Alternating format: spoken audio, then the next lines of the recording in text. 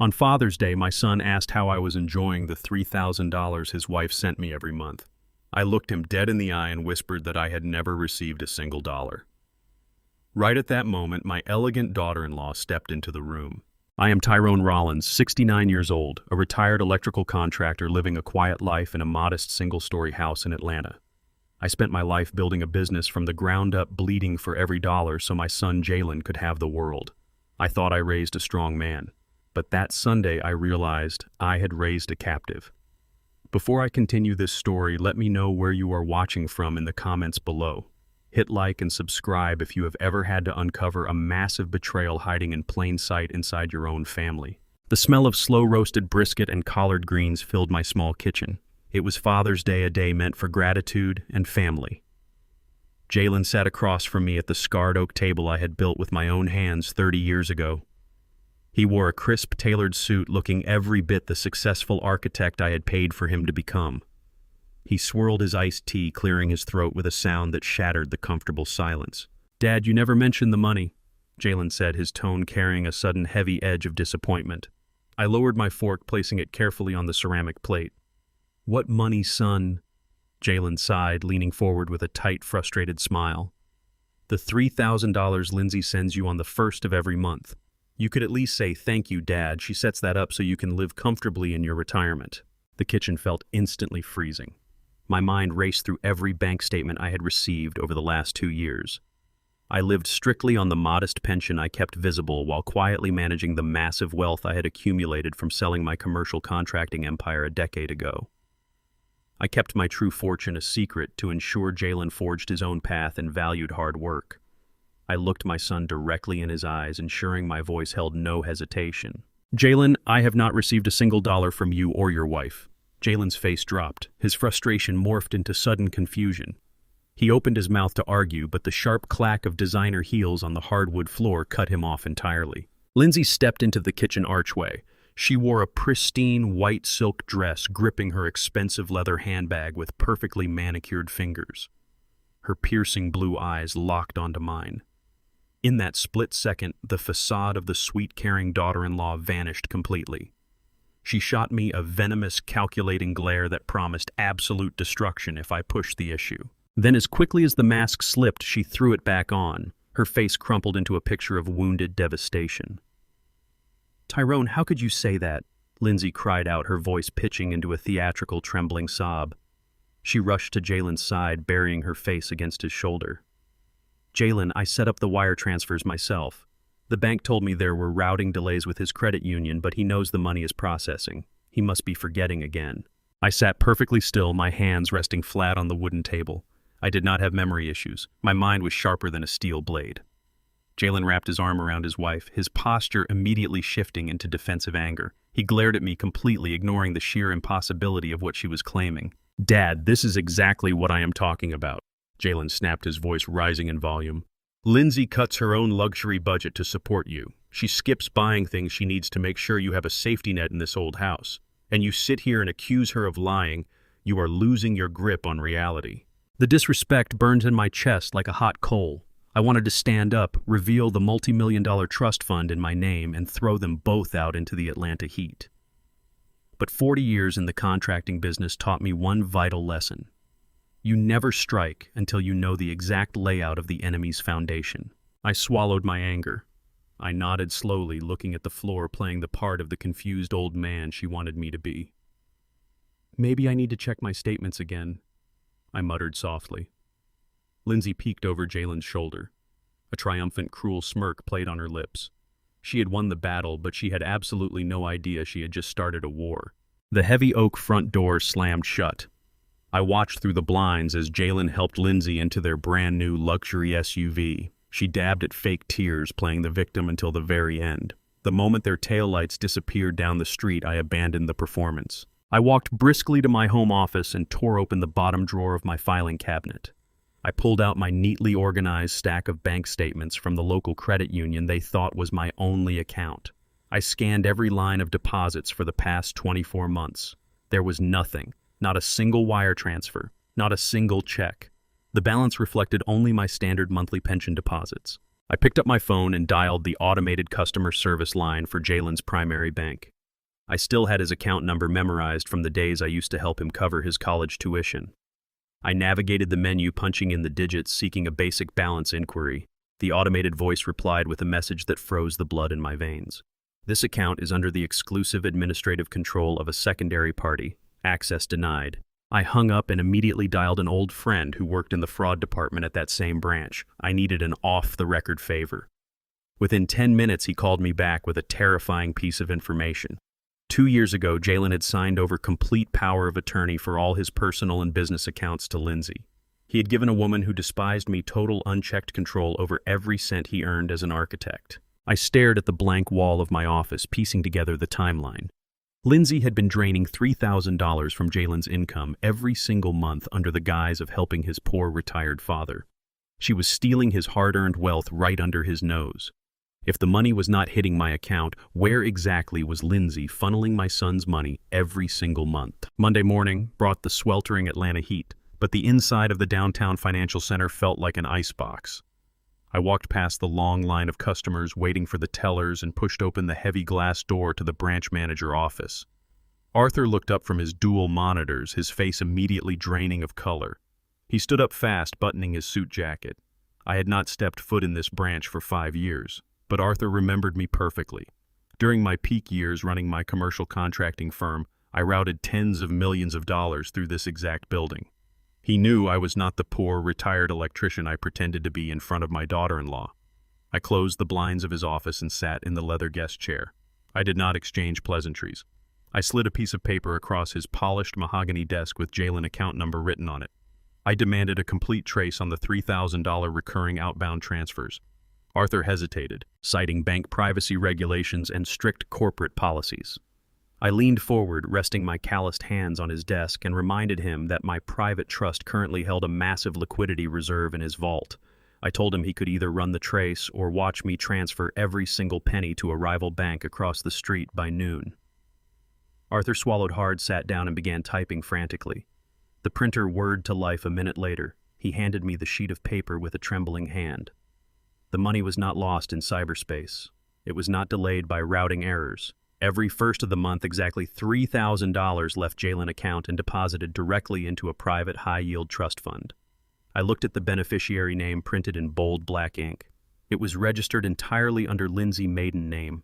She was actively bleeding her husband dry and building a secret fortune off the lie that she was supporting his aging father. I pulled my phone from my pocket and walked out of the bank, dialing the direct line to Jalen Architectural Firm. I needed to stop this immediately.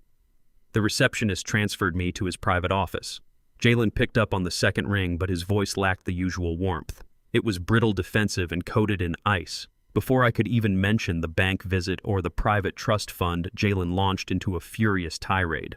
Lindsay had struck first. She had called him at his office less than an hour ago, putting on an Oscar-worthy performance. According to Jalen, Lindsay was sobbing uncontrollably in the parking lot of a grocery store. She claimed I had called her early this morning demanding $5,000 instead of $3,000. She told Jalen that I called her family a pack of white trash opportunists and threatened to ruin her marriage if she did not comply. I stood on the busy Atlanta sidewalk, completely stunned by the sheer velocity and precision of her lie. I tried to cut in to tell him I had paper proof of her embezzlement, but the manipulation had taken deep root. Jalen shouted over me, his voice echoing through the phone speaker. He lectured me about respect, claiming Lindsay worked tirelessly to keep our family united. He told me I was turning into a bitter, greedy old man who could not appreciate the sacrifices a good woman was making for my survival. He warned me that if I ever spoke to his wife that way again, he would cut me out of his life permanently. The dial tone buzzed harshly against my ear. She had anticipated my next move and built a psychological fortress around my son before I could even draw my weapon. I climbed into the driver's seat of my old pickup truck, the heavy summer air suffocating the cabin. I gripped the worn leather steering wheel, staring blankly at the brick facade of the bank building. Words were entirely useless now. Lindsay had spent 2 years conditioning Jalen to view her as a selfless martyr and me as a proud, stubborn burden. If I walked into his house claiming she was stealing his money, he would see it as a malicious attack from an ungrateful father. The trap was perfectly constructed. She controlled his finances, she controlled his narrative, and she controlled his perception of reality. I needed something far more devastating than a bank receipt for a monthly allowance. I needed a weapon that would shatter her illusion so violently that Jalen could never unsee the truth. In the thick silence of the truck cab, my cell phone vibrated violently against the center console. The screen lit up with a bright red notification from a premium credit monitoring service. It was an automated system I had set up for Jalen over a decade ago when he first went off to college, ensuring his financial future remained pristine. I kept my own email attached as the secondary emergency contact. I swiped the notification open. The alert detailed a massive, high-priority hard inquiry on his credit profile. A brand-new mortgage loan had just bypassed final underwriting. $500,000 had been fully approved and dispersed within the last 24 hours entirely under Jalen's Social Security number. The sheer magnitude of the theft hit me like a physical blow to the chest. This was no longer just about skimming a monthly allowance for luxury handbags. Lindsay was leveraging my son's entire financial existence to pull $500,000 in cold, hard cash. I stared at the blinking red numbers on my phone screen, my jaw clenching as a cold, terrifying question formed in my mind. If Jalen was sitting at his drafting table, completely unaware, who was walking away with $500,000 of his money today? I sat in the back booth of a 24-hour diner on the industrial edge of the city. The neon sign buzzed outside the rain-streaked window, casting a harsh red glow over the table. DeAndre slid into the torn vinyl seat across from me. He was a man who spoke exclusively through the evidence he gathered. He dropped a thick manila folder onto the sticky Formica table with a heavy thud. I opened the cover and stared at the highlighted bank records. The $500,000 mortgage loan had completely bypassed my son's business accounts. I traced the money with my calloused finger. $300,000 went directly to offshore accounts linked to a notoriously violent underground gambling ring. The debts belonged entirely to Lindsay's older brother, a man who had not held a legitimate job in a decade. She had leveraged my son's future to save her white deadbeat brother from having his legs broken by loan sharks. The remaining $200,000 served as a cash down payment on a luxury high-rise condominium in Buckhead. I turned the page and looked at the property deed. Jalen's name was nowhere on the document. The condo was registered exclusively to Lindsay. My son was shackled to a massive toxic debt while his wife built a hidden empire and paid off her family criminal liabilities. DeAndre leaned forward, his voice low and steady over the clatter of the diner kitchen. He warned me that Lindsay had completely insulated herself. She possessed total legal authority over Jalen's finances. She could drain every account, ruin his credit, and walk away with clean hands while he faced the financial ruin. Jalen had handed the keys to his kingdom to a woman who viewed him as nothing more than a host to feed her parasite family. The rage inside me turned from a burning fire into solid ice. I thanked DeAndre, paid the bill in cash, and walked out into the humid Atlanta morning. I needed to see my son immediately. I needed to look him in the eye and force him to look at the paper trail of his own destruction. I drove my old pickup truck straight to the glass skyscraper that housed Jalen Architectural Firm. I did not bother to change clothes. I wore my scuffed steel-toed work boots, faded denim jeans, and the worn canvas jacket I used to wear on construction sites before I built my fortune. I pushed through the revolving glass doors and strode into the pristine marble lobby. The air conditioning hummed quietly above the soft classical music. Before I could even reach the reception desk to ask for Jalen, a sharp voice cut through the air. Lindsay marched across the polished floor, her heels clicking like a metronome. She wore a tailored charcoal pantsuit and a look of absolute disgust. She stepped directly into my path, physically blocking my access to the gold-plated elevators. She looked me up and down, her blue eyes narrowing with contempt at my faded jacket and dusty boots. She did not lower her voice. She spoke loudly enough for the passing executives and high-net-worth clients to hear every single word. She told me I had no right to walk into a high-end corporate environment looking like a common-day laborer. She sneered that my presence was a stain on the prestigious image Jalen had worked so hard to cultivate. She claimed I was actively driving away their affluent clients just by standing in the lobby and breathing their air. The sheer audacity of her insults echoed off the marble walls. She was a woman drowning her husband in $500,000 of fraudulent debt, yet she dared to lecture me about dragging down his reputation. I looked at her perfectly styled hair and her smug aristocratic posture. I planted my boots firmly on the marble floor. I told her I was not leaving this building until I spoke directly to my son.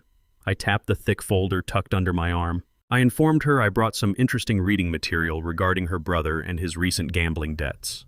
The smugness vanished from her face instantly. Her jaw tightened and the color drained from her cheeks. She realized I knew exactly what she had done. Her hands shook slightly, not from fear, but from the realization that she was losing control of the narrative. She decided to strike with a weapon I never anticipated. She reached into her designer leather bag and pulled out a crisp, pre-drafted legal document. She shoved the document against my chest. I glanced down at the bold black letters printed across the top of the crisp white page. It was a medical power of attorney. Lindsay commanded me to sign it right there in the middle of the crowded lobby. She stated that my erratic behavior, my sudden aggressive accusations, and my unkempt appearance clearly proved I was suffering from rapid cognitive decline. She demanded total control over my healthcare decisions. She wanted the absolute legal authority to dictate my medical treatments, select my doctors, and manage my physical autonomy. If I refused to sign my rights away, she promised to call security, have me permanently banned from the building, and ensure Jalen never spoke a single word to me again. She threatened to block my phone number from his device and poison his mind until he viewed me as a complete stranger who had lost his sanity. She smiled, deeply confident that the terrifying threat of losing my only son would force my hand. I stared at the legal paper, trembling in her manicured grip. The gravity of her true agenda crashed down on me with terrifying clarity. She was not merely satisfied with embezzling Jalen wealth and buying luxury real estate in secret. She was actively building a paper trail to erase my freedom and eliminate the only person who could expose her crimes. I stood perfectly still, digesting the sheer magnitude of her malice. She wanted to throw me into a facility and throw away the key. She wanted to orchestrate a scenario where any truth I spoke would be dismissed as the ramblings of a sick, confused old man. She saw me as a loose end that needed to be severed before her financial crimes came to light. I realized she was not just stealing money. She was preparing to legally declare me incompetent and lock me away forever. I held the heavy parchment in my calloused hands. The bold lettering of the medical power of attorney stared back at me. Lindsay smiled, her blue eyes gleaming with the absolute certainty that I would fold under the threat of losing my son. I looked at this woman, a person who viewed my family as nothing more than a parasite's feast. I gripped the top edge of the paper and tore it straight down the middle. The sharp ripping sound echoed through the marble lobby. I dropped the two torn halves directly onto the toes of her designer heels. I told her I would rather die alone in the street than sign my life over to a thief. Lindsay froze. The smug, aristocratic smile melted off her face, replaced by a mask of pure, unadulterated malice. She realized intimidation had failed entirely. I watched her calculate her next move with the speed of a cornered predator. She took a sudden step back, her eyes darting toward the busy reception desk and the glass elevators where dozens of people were walking. Next to us stood a massive custom-made ceramic vase resting on a polished mahogany pedestal. Without a second of hesitation, Lindsay lunged to her right. She shoved her shoulder hard against the pedestal. The heavy vase toppled over and crashed against the hard marble floor, exploding into 1,000 razor-sharp shards. The deafening crash brought the entire lobby to a standstill. Before the final piece of ceramic even hit the ground, Lindsay dropped to her knees right in the middle of the jagged debris. She let out a piercing, blood-curdling scream. She wrapped her arms around her head, trembling violently, and squeezed thick tears from her eyes with terrifying ease. She wailed for somebody to help her, crying out that I was out of control and dangerous. Security guards immediately abandoned their posts and sprinted across the lobby toward us. I stared down at her, witnessing the terrifying depth of her sociopathy. She was perfectly willing to destroy herself physically just to ensure my ruin. People in expensive suits stopped in their tracks, pulling out cell phones to record the aftermath. The trap had been sprung with ruthless efficiency. She had manufactured a scene of domestic violence in a matter of seconds. The gold doors of the executive elevator chimed open. Jalen stepped out laughing with a client, but his smile vanished the moment he saw the crowd gathering. He spotted his wife kneeling in the shattered ceramic, weeping hysterically into her hands with blood on her shin. Jalen sprinted across the lobby, shoving a security guard out of the way to reach her. He dropped to the floor, pulling Lindsay into his arms, frantically begging to know what happened. Lindsay clung to his lapels, burying her face in his chest. She sobbed so hard she choked on her own breath, pointing a shaking finger directly at me. She told Jalen that I had ambushed her in the lobby, demanding a massive cash handout to fund a gambling habit. She claimed that when she politely refused and offered to pay my bills directly, I became violently enraged and shoved her backward into the pedestal. Jalen turned his head slowly. The look he gave me was completely devoid of love, respect, or even basic recognition. The boy I had spent 40 years building a life for was gone, replaced by a guard dog defending his master. Jalen stood up, towering over me with his fists clenched at his sides. He did not ask for my side of the story. He did not question why a man who had never raised a hand in anger his entire life would suddenly attack a woman in a public space. The brainwashing was absolute. He pointed his finger squarely at my chest. His voice shook with a cold, absolute rage that reverberated off the marble walls. He told me I was a pathetic, greedy old man who had finally crossed the line. He declared in front of his colleagues, his clients, and the security team that he no longer had a father. He officially disowned me, severing 4 decades of blood and sacrifice with a single brutal sentence. He then turned to the head of security and ordered him to physically remove me from the premises and call the police if I ever returned. 2 burly guards stepped forward, placing their hands heavily on my shoulders. I did not fight them. I did not raise my voice or offer a single word of defense. I simply looked at my son, witnessing the tragic completion of his captivity. I squared my shoulders, shook off the guards' hands, and turned around. I walked out into the oppressive Atlanta heat. The heavy glass doors sealed shut behind me, cutting off the sounds of Lindsay's fake sobbing. I had come to save him from financial ruin, but he had chosen his executioner over his father. I climbed into my weathered pickup truck, the leather seat hot against my back, knowing that the battle for his mind was over. It was time to switch to a completely different kind of warfare. I parked my truck in the driveway of my modest, single-story home. The quiet neighborhood usually offered me peace, but today the silence felt thick and heavy. I walked inside, locked the deadbolt, and sat down heavily at the oak kitchen table. Before I could even pour a glass of water, my encrypted phone buzzed violently in my pocket. It was an urgent message from DeAndre.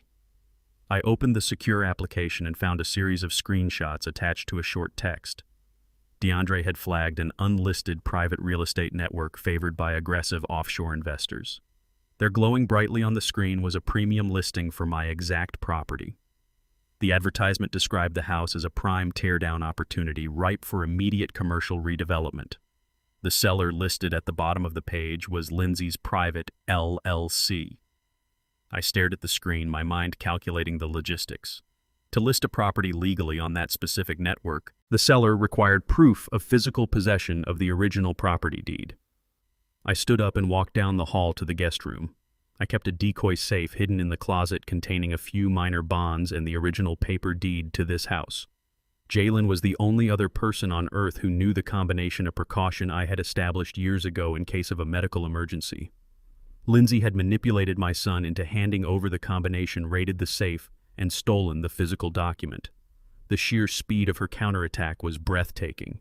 She knew her fake lobby performance would keep Jalen distracted and enraged. She was using that exact window of time to liquidate my final visible asset before I could recover from the public humiliation. I looked around the living room I had meticulously cared for over the decades. She did not just want to drain my son's wealth. Lindsay planned to sell the roof over my head and leave me entirely homeless by the end of the week. I drove away from my modest neighborhood and merged onto the interstate, heading toward the heart of Buckhead. I pulled my faded pickup truck into the private underground parking garage of the Pierce & Sterling Legal Building. The valet attendant, a young man who knew me well, nodded respectfully and parked my truck between a Bentley and a pristine Porsche. I bypassed the main lobby and took the private executive elevator directly to the top floor. The heavy mahogany doors opened into the opulent suite of Gregory Pierce, one of the most ruthless and expensive corporate attorneys in the entire Southeast. I walked past his assistants without a word and pushed open his office door. Gregory sat behind his massive desk, his silver hair perfectly combed. He looked up, a sharp smile breaking across his face. I unzipped my canvas jacket and tossed it onto his leather sofa. I sat down across from him and dropped my unassuming facade completely. For the past 10 years, I had played the role of a simple, retired electrical contractor surviving on a meager pension. My son truly believed I spent my days watching television and clipping coupons to get by. He had completely forgotten the reality of my life before my retirement. I was not a poor old man clinging to the past. I had spent 4 decades building a commercial contracting empire that dominated the skyline of Atlanta. When I sold the company 10 years ago, I did not just put the money in a basic savings account. I rolled the massive payout into a private, highly insulated, multi-million-dollar real estate trust. I am the sole chairman of the Rollins Investment Trust, a shadow entity that controls prime commercial real estate across the state. I chose to live in my modest single-story house because it held the memories of my late wife, not because I lacked the capital to buy a mansion. I wanted Jalen to earn his own success, to feel the weight of honest labor, and to build a life without relying on a trust fund. I had kept my wealth invisible to protect him from the very greed that had now infected his marriage. Gregory poured 2 glasses of aged bourbon and handed one to me. I took a slow sip, feeling the burn in my chest. I told Gregory that the time for observation was over and the time for dismantling her empire had officially begun. I pulled out my encrypted phone and pulled up the screenshots DeAndre had sent me. I placed the device on the polished wood of Gregory's desk. I explained that Lindsay had somehow acquired the original paper deed from Jalen Decoy's safe and subsequently listed my home on a private real estate network favored by aggressive offshore buyers. Gregory picked up the phone, adjusting his reading glasses. His eyes scanned the illicit advertisement. He read the seller information, noting the private, limited liability company Lindsay had established solely under her maiden name. For a long moment, the room was dead silent. Then Gregory leaned back in his expensive chair and burst into a sharp, predatory laugh. The sound echoed off the floor-to-ceiling windows overlooking the bustling city. He shook his head, looking at me with pure amusement dancing in his eyes. He asked me if I realized the absolute irony of her grand master plan. I raised an eyebrow, waiting for his explanation. Gregory turned to his computer and quickly pulled up the commercial leasing portfolio for the Rollins Investment Trust. He turned the monitor toward me. He pointed directly to a specific commercial lease agreement signed 2 years ago by Jalen and Lindsay for their high-end architectural firm. The firm occupied the entire 14th floor of a pristine glass skyscraper right in the middle of downtown Atlanta. I stared at the digital document, a slow, grim smile spreading across my face. That specific skyscraper was the crown jewel of my investment portfolio. The Rollins Investment Trust owned the building entirely. Every single month, Lindsay wrote a massive rent check for their glossy, marble-floored office space. She sent those funds directly into a corporate holding account, entirely unaware that the money ultimately flowed straight into my private treasury. The woman who mocked my faded work boots, who claimed my working-class appearance disgusted her affluent clients, and who plotted to leave me homeless was unknowingly paying rent to the very man she was trying to destroy. I owned the walls around her. I owned the floor beneath her designer heels. Gregory took another sip of his bourbon, his eyes locking onto mine with the cold calculation of a legal assassin. He stated that Lindsay had just handed us the perfect weapon. She believed she held all the power, but she was operating entirely inside our territory. I set my glass down and leaned forward. I told Gregory I did not simply want to block the sale of my house. A simple cease and desist order would only serve as a temporary roadblock. Lindsay would just regroup, twist the narrative to make me look like a paranoid old man, and deploy her medical power of attorney threat from a completely different angle.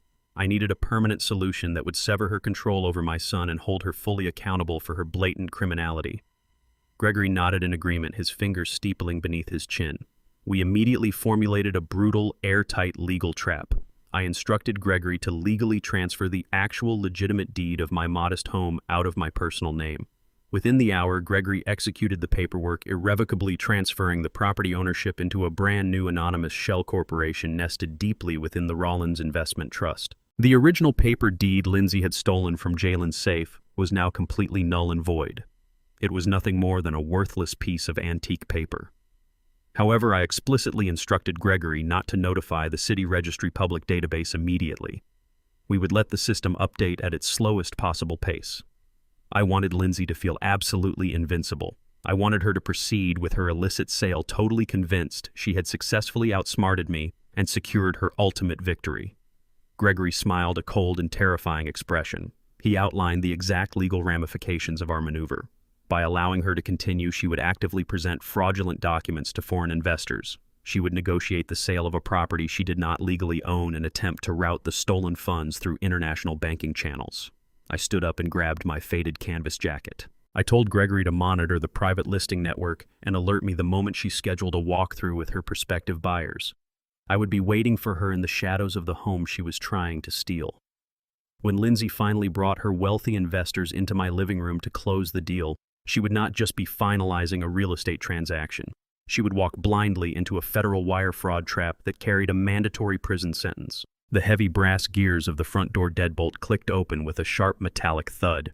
Thursday afternoon sun spilled across the entryway floorboards as the hinges groaned. I remained perfectly still in the shadowed corner of my living room, seated in the high-backed leather armchair I had purchased 30 years ago. The air conditioning was off, leaving the house thick with the stagnant heat of an Atlanta summer. I held a ceramic mug of black coffee, the dark liquid matching the cold calculation settling in my chest. Lindsay walked into my home with the supreme confidence of a conquering general. She pushed the door wide open, holding a silver spare key she had clearly lifted from Jalen's keyring. She did not come alone.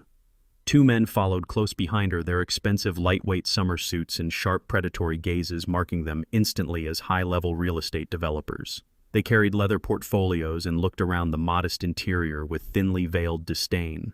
Lindsay led them past the foyer, gesturing broadly toward the load-bearing walls as if my home were already a pile of rubble.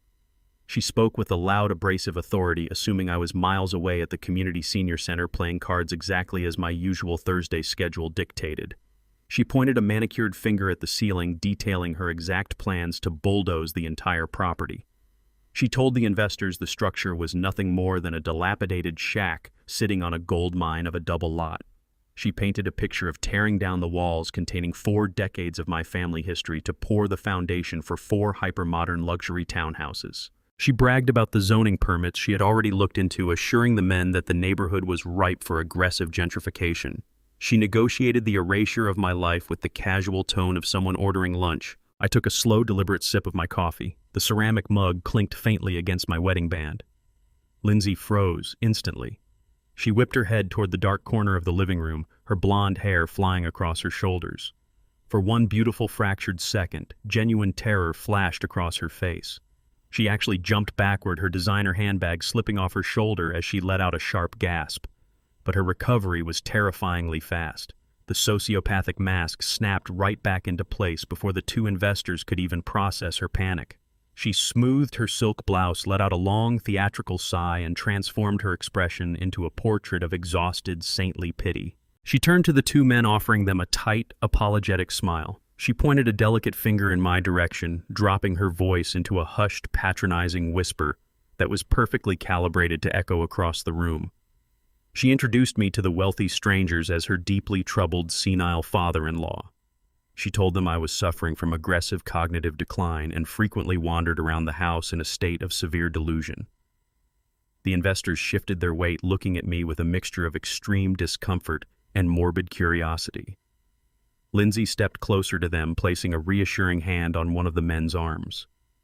She loudly promised them that my presence was only a temporary inconvenience. She claimed she and Jalen had finalized the agonizing decision to commit me to a lockdown psychiatric asylum the very next morning. She spun a vivid, grotesque lie about how my mind had rotted away, rendering me a danger to myself and an unbearable burden to her marriage. She spoke about me as if I were a piece of broken furniture scheduled for the local landfill. I watched her gaslight these strangers in real time, amazed by the flawless execution of her cruelty. She was completely prepared to erase my autonomy and discard me in a padded room simply to clear the path for her illicit real estate deal. I did not raise my voice. I did not stand up and demand they leave my property. I leaned into the absolute absurdity of her narrative. I let my shoulders slump forward, letting my hands tremble just slightly against the arms of the leather chair. I stared at the blank television screen, playing the part of the confused, broken old man she so desperately needed me to be. Under the cover of my faded canvas jacket, I slipped my right hand into my pocket. My thumb found the grooved button of the digital audio recorder DeAndre had provided me. I pressed it down firmly, feeling the device vibrate once to confirm it was actively capturing every single word spoken in the room. Lindsay turned her back to me, entirely satisfied with her performance. She opened her designer bag and pulled out a thick, legal-sized envelope. She extracted the original property deed, the exact document she had stolen from the decoy safe inside Jalen's home office. She held the heavy, watermarked paper up to the sunlight streaming through the window, grinning with triumphant arrogance. She explicitly assured the 2 investors that she held the absolute, uncontested legal right to sell the property.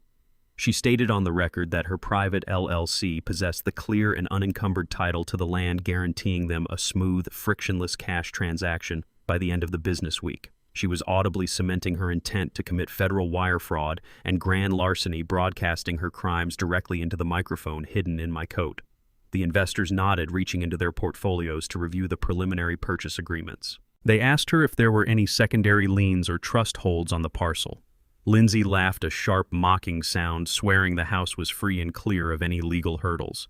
The deal was inches away from a handshake. Then a massive, thunderous knock echoed through the house, rattling the front door in its frame. Lindsay flinched, the stolen deed crumpling slightly in her grip. The heavy knocking repeated, louder and more authoritative than before. Standing on the porch, visible through the decorative glass panels of the door, was the chief inspector for the city property division, holding a bright red clipboard. The door swung open before Lindsay could even reach for the brass handle. A broad-shouldered man wearing a faded city property division badge on his heavy leather belt strode directly into the foyer. He did not introduce himself with pleasantries or apologize for the interruption. He flashed his credentials in the dim light and immediately demanded to see the legal paperwork for the impending demolition and sale of the residential parcel. Lindsay scoffed, rolling her eyes at the sudden intrusion into her high-stakes negotiation. She straightened her posture, projecting the absolute, unwavering authority of a woman who believed she commanded every room she entered. She reached into her expensive designer bag, pulled out the stolen property deed with a theatrical flourish, and practically shoved the thick paper against the inspector's chest. She spoke to him as if he were a slow-witted child, loudly explaining that the property was under her direct administrative control through a legal power of attorney and the paperwork was entirely flawless. The inspector did not react to her condescension or her expensive suit. He maintained a face of stone. He pulled a rugged, rubber-encased tablet from his tactical vest and began tapping the bright screen with a plastic stylus. He manually matched the parcel identification number printed on the stolen document to the live city registry database. The living room fell into a suffocating, heavy silence, broken only by the faint hum of the electronic device and the distant hum of traffic outside. The two wealthy real estate investors crossed their arms, watching the tense exchange with narrowing eyes and mounting suspicion. Lindsay crossed her legs, shifting her weight confidently. A smug smile plastered across her flawless face as she fully expected a rapid apology from the city worker. The inspector stopped typing. He looked up from his glowing screen. His eyes were completely devoid of warmth or respect. He handed the thick parchment back to Lindsay, his voice carrying the sharp, brutal crack of a judge delivering a final sentence. He declared the document in her hand a completely worthless forgery. Lindsay's jaw dropped in genuine shock. She stammered, demanding he check the system again, loudly insisting that her husband held the legal right to liquidate the asset. The inspector shook his head slowly, refusing to entertain her panic. He read the official registry notes aloud for everyone in the room to hear clearly. The property at this exact address was irrevocably transferred out of Tyrone Rollins's name exactly 48 hours ago. It now legally belonged to a private, anonymous corporate trust fund. He looked Lindsay dead in the eye and warned her that presenting a fraudulent deed for a commercial real estate sale was a federal offense carrying severe prison time. The two real estate developers did not need to hear another single word. They were ruthless businessmen who dealt in multi-million-dollar margins, and the absolute last thing they tolerated in their portfolios was criminal legal exposure. The taller investor snatched his preliminary contract off the glass coffee table, his face flushing with dark, explosive anger. He turned on Lindsay, his voice dripping with pure, unadulterated venom. He accused her of intentionally trying to drag their pristine investment firm into a massive federal wire fraud investigation. He promised to report her broker license to the state ethics board before the sun went down today. Lindsay scrambled backward, her hands fluttering wildly in the air as she desperately tried to salvage the burning wreckage of her lucrative deal. She pleaded with them to wait, begging for just a few hours to contact her lawyers and clear up what she frantically called a minor clerical error. The investors ignored her completely. They cursed her gross incompetence, stormed down the hardwood hallway, and slammed the front door hard enough to rattle the window panes in their frames. Lindsay stood frozen in the center of the living room, her chest heaving. Her massive, life-changing commission had vanished into thin air in less than 60 seconds. The silence in the house was deafening and absolute. Slowly, she turned her head to look at me sitting in the shadows. The beautiful, polished mask of the successful corporate executive was entirely gone. Her face was distorted into a grotesque, terrifying portrait of unhinged fury. The veins in her neck bulged aggressively against her pale skin. She lunged forward, stopping mere inches from my leather chair. She screamed with a raw, guttural sound that tore at her throat. She accused me of intentionally hiding valuable assets from her family. She did not say Jalen's family.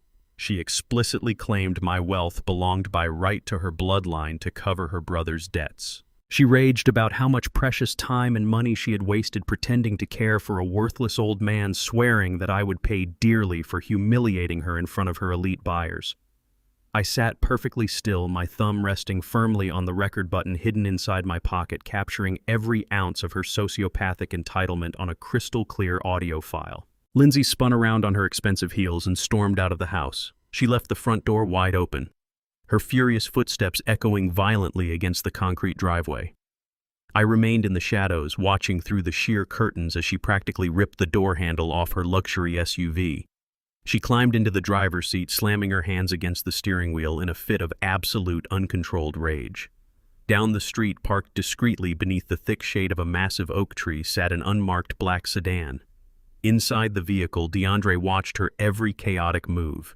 He operated a sophisticated array of surveillance equipment, immediately locking onto the cellular signal emitting from her vehicle. My encrypted phone vibrated sharply against my leg. I pulled it out and tapped the screen. DeAndre had established a secure live audio feed tapping directly into her outgoing phone call. I raised the volume, listening to the audio of Lindsay breathing heavily as the line connected.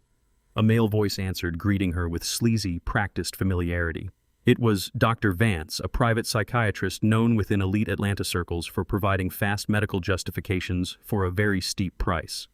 Lindsay did not waste any time with pleasantries.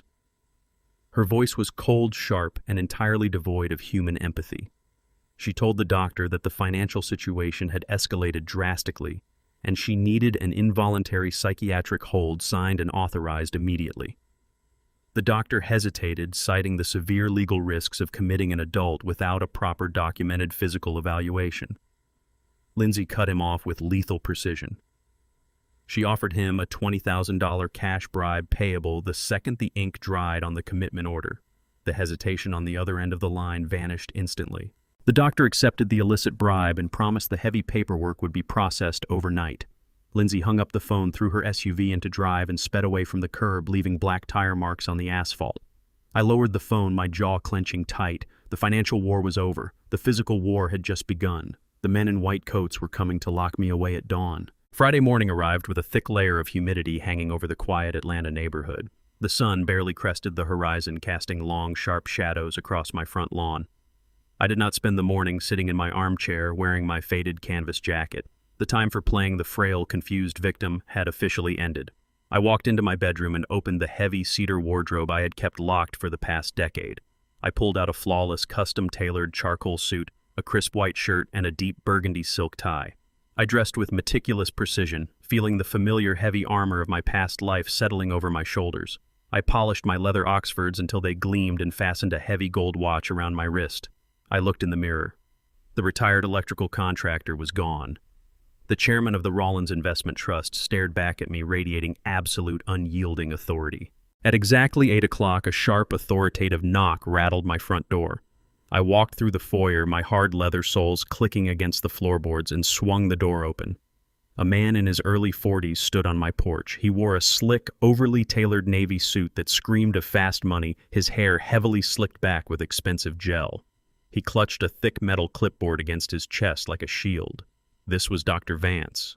He had arrived expecting to find a disheveled, disoriented old man wandering around a dirty house in pajamas.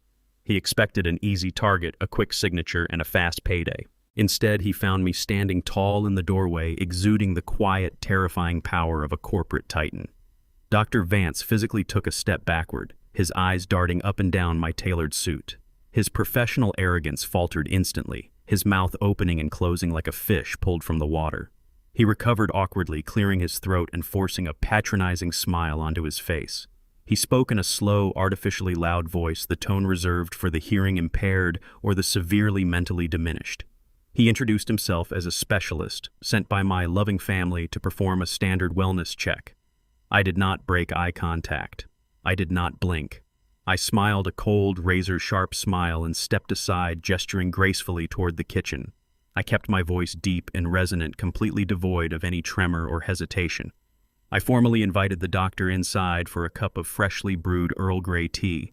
Vance hesitated, gripping his clipboard tighter, entirely unnerved by my absolute composure, but his greed pushed him forward over the threshold. Dr. Vance took a seat at my kitchen table, placing his clipboard down with a sharp clack. He clicked his expensive silver pen, desperately trying to reclaim control of the room. He leaned forward, attempting to project a mask of deep medical empathy. He immediately launched into a series of highly manipulative leading questions designed explicitly to fail me. He asked if I frequently forgot what day it was or if I often felt unjustified, violent anger toward my daughter-in-law. He casually inquired if I had been misplacing important financial documents or wandering outside without knowing my own address. Every single question was a carefully constructed trap, a verbal snare intended to be twisted into a legally binding diagnosis of severe dementia.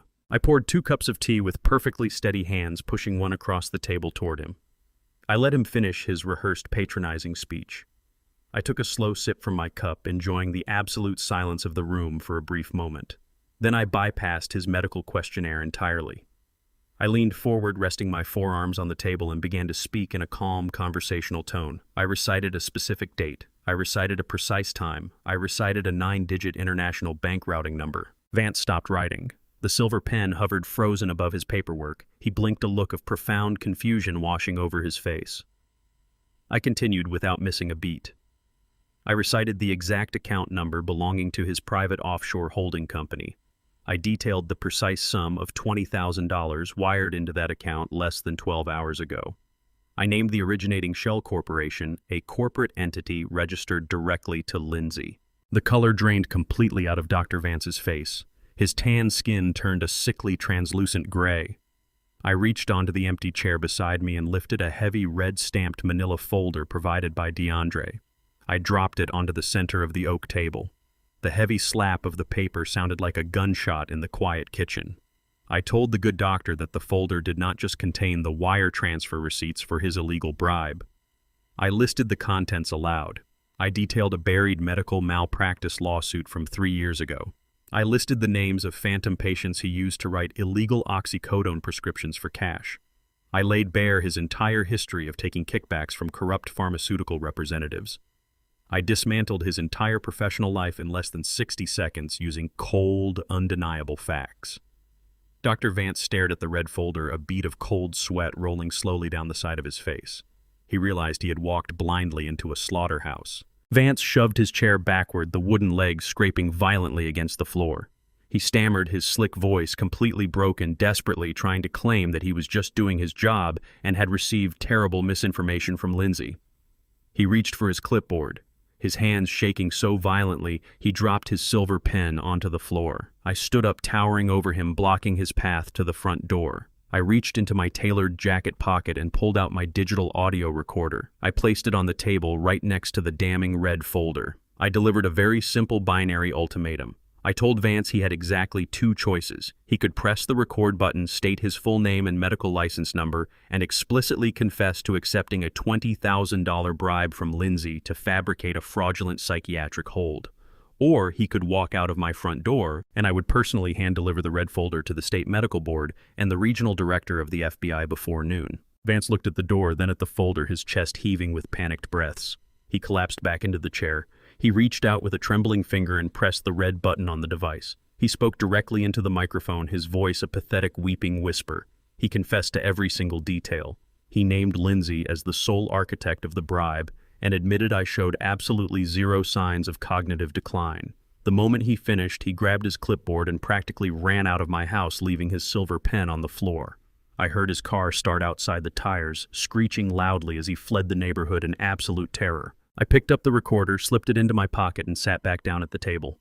The house was quiet again. Then my cell phone rang, shattering the silence. The caller ID flashed brightly on the screen. It was Jalen. I swiped to answer, bringing the phone to my ear. I expected anger yelling or perhaps another lecture. Instead, the voice on the other end of the line was dead. It was completely mechanical, entirely stripped of all human emotion and filial affection. Jalen did not greet me. He did not ask how I was doing. He spoke with the chilling, robotic cadence of a man who had completely surrendered his mind. He informed me that my bags needed to be packed by tonight. He told me a private medical transport van would be idling in my driveway at dawn to escort me to a lockdown memory care facility. The call disconnected with a sharp click. The dead mechanical tone of Jalen's voice severing our relationship was the final catalyst. I hung up the phone and looked around my quiet kitchen. Dawn was less than 12 hours away, but I had absolutely no intention of waiting for a medical transport van to arrive at my driveway. The time for defensive maneuvers and playing the frail victim was entirely over. I grabbed my keys, walked out into the oppressive afternoon heat, and climbed into my truck.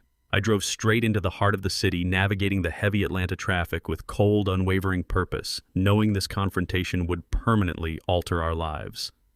My destination was the towering glass skyscraper that housed Jalen and Lindsay's architectural firm, the exact same building wholly owned by the Rollins Investment Trust. I pulled into the executive parking garage and walked directly into the main lobby. A pair of imposing security guards stepped forward to intercept me, assessing my stern expression and rigid posture. I did not slow my pace.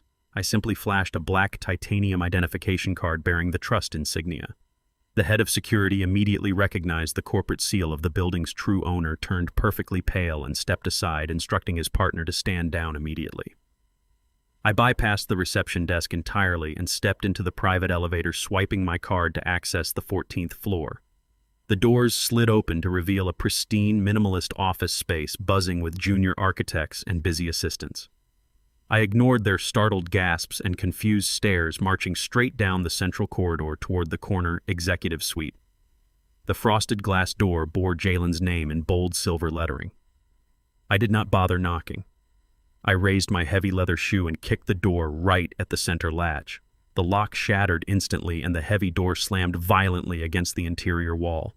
Jalen jumped up from his desk, his chair rolling backward and crashing into a filing cabinet, his face contorted with pure, unadulterated shock that quickly morphed into explosive rage. He pointed a shaking finger at my chest, screaming that I had finally lost my mind. He demanded I leave the premises immediately, shouting that he would call building security and the local police to have me forcibly dragged out of his firm in handcuffs. I did not raise my voice in response to his frantic screaming. I stepped fully into his pristine office, the glass door settling on its broken hinges behind me. I reached inside my tailored jacket, pulled out a thick, heavy manila folder provided by DeAndre, and tossed it violently onto the center of Jalen's drafting table. The heavy bundle of paper struck the surface with a loud, authoritative smack, scattering his meticulously drawn blueprints across the hardwood floor. I told him to stop shouting and look at the undeniable truth resting right in front of his eyes. I kept my voice completely flat and devoid of emotion as I methodically listed the contents of the folder. I described the certified bank statements proving Lindsay had secretly taken out a fraudulent $500,000 second mortgage against the equity of his marital home, completely bypassing the required dual signature protocols. I detailed the wire transfers, demonstrating that every single cent of that massive loan had been routed to offshore accounts to cover the massive, violent underground gambling debts incurred by Lindsay's reckless brother. Finally, I pointed to the bottom of the stack, explaining the fabricated $3,000 monthly withdrawal Lindsay claimed was a generous allowance to keep me out of poverty and pay my bills. I revealed that those funds had never once reached my hands, but were instead being funneled directly into her own private luxury spending account to finance her lavish lifestyle. Jalen stared at the manila folder as if it were a venomous snake preparing to strike. He physically recoiled, pressing his back against the large window overlooking the city skyline. He vehemently refused to touch the documents, his face flushed with defensive fury as he accused me of fabricating the entire dossier. He shouted that I was a vindictive, jealous old man trying to destroy his perfect marriage out of pure spite. He claimed I had forged official bank records just to manipulate him into abandoning the woman he loved. He desperately clung to the false reality Lindsay had constructed for him, completely terrified of the truth resting on his desk. He yelled that he knew about my psychiatric evaluation and that the medical transport was the only way to keep me from hurting anyone else. The depth of his brainwashing was profound and tragic. He preferred to label his own father a criminal forger rather than admit he had married a sociopathic parasite. I realized in that exact moment that logic and evidence were entirely useless against his profound state of denial. I did not attempt to argue with his frantic accusations. I simply buttoned my suit jacket, turned my back on his furious shouting, and began walking toward the shattered office door. I stopped right at the threshold, placing one hand on the damaged wooden frame. I turned my head slightly, looking back at the man I had sacrificed 4 decades of my life to raise. I delivered one final, crushing sentence with absolute terrifying calm. I told him to call his bank, verify his equity, and ask the manager exactly how much debt currently rested on his home. I stepped out of the office and walked into the quiet corridor, but I did not walk toward the elevator. I stopped and stood in the shadows of the hallway, watching him through the floor-to-ceiling frosted glass wall of his suite. Jalen stood perfectly still for a long, agonizing minute. He stared at the folder, his chest heaving with anxious breaths. Slowly, his hand reached out and picked up the sleek office telephone on his desk. He dialed the direct line to his private wealth manager, his fingers shaking slightly as he pressed the buttons. He brought the receiver to his ear. I watched the exact moment the bank representative answered his urgent questions. Jalen spoke briefly, then fell completely silent. The physical transformation was immediate and devastating. The color completely drained from his face, leaving his skin the color of wet ash. His knees buckled slightly as the crushing weight of the truth finally shattered his illusions. His hand went limp, and the telephone receiver slipped from his grip, crashing loudly against the polished floorboards. He stared blankly at the scattered blueprints at his feet, completely paralyzed by the realization that the woman he fiercely defended had secretly engineered his absolute financial ruin. Jalen bolted from the architectural firm, leaving his scattered blueprints and his pristine professional reputation lying in ruins on the hardwood floor. He practically sprinted through the stairwell to the executive parking garage, his mind violently reeling from the bank manager's devastating confirmation. The $500,000 equity line was fully maxed out, the account completely drained to absolute zero. He threw his luxury car into gear and sped out onto the busy Atlanta streets. He ran 3 consecutive red lights, his tires screeching loudly as he swerved recklessly around slower vehicles, entirely consumed by the crushing weight of his newly discovered ruin.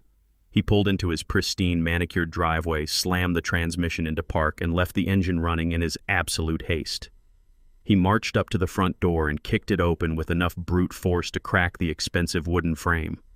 The heavy door banged loudly against the interior wall, echoing through the cavernous house. Lindsay stood in the center of the expansive living room, calmly folding a silk blouse into a designer suitcase. She was preparing for a lavish weekend spa retreat, completely oblivious to the financial apocalypse accelerating toward her. She turned around, a sharp scowl forming on her face as she loudly reprimanded him for damaging the entryway and tracking dirt onto the rug. Jalen did not engage with her mundane complaints. He marched straight into the kitchen, gripping the thick manila folder my private investigator had compiled. He slammed the heavy stack of certified bank statements directly onto the polished marble surface of the kitchen island. The sharp slap of the paper echoed sharply through the open floor plan. He pointed a shaking finger at the documents, his voice thick with a terrifying mixture of rage and devastation. He demanded to know exactly where his $500,000 had gone. He listed the precise date the second mortgage had been authorized against their home, screaming that the bank manager had just confirmed the massive withdrawal over the phone. He ordered her to explain how $500,000 in home equity had vanished into thin air without a single notification or shared signature. Lindsay immediately deployed the ultimate weapon she had honed over the years of their marriage. She weaponized gaslighting with flawless, terrifying precision. Her scowl dissolved instantly, replaced by a mask of profound, victimized shock. Thick tears welled up in her eyes as she took a slow step back, clutching a hand to her chest, as if his sheer volume physically wounded her. She began to weep, claiming she had secretly invested the funds into a highly lucrative offshore commercial venture to secure their early retirement. She sobbed heavily, raising her voice to match his, arguing that she was forced to take unilateral action because he severely lacked the aggressive business sense required to generate real wealth. She twisted the narrative effortlessly, framing her massive theft as an act of profound marital devotion that he was simply too ungrateful and short-sighted to understand. Jalen did not waver. The scales had finally fallen from his eyes, leaving behind a cold, absolute clarity. He remembered my warnings and he ignored her theatrical weeping. He stared directly at the silver laptop resting on the adjacent dining table. He demanded she unlock the computer immediately so he could verify the exact transaction history of her supposed investment. Lindsay panicked. The masterful performance vanished in a fraction of a second. She lunged across the room, desperately clawing at his chest and shoulders to physically block him from reaching the device. She screamed wildly, accusing him of being violently abusive and deeply untrusting, attempting to manufacture a domestic conflict to completely derail his investigation. Jalen ignored the sharp scratch of her manicured fingernails tearing through his cotton shirt. He grabbed her by the shoulders and shoved her firmly aside. She stumbled backward, crashing into the plush sofa as Jalen flipped open the laptop screen. He quickly bypassed her simple password and opened the web browser, navigating straight to her encrypted banking portal. He stared at the digital ledger, the final undeniable truth staring back at him.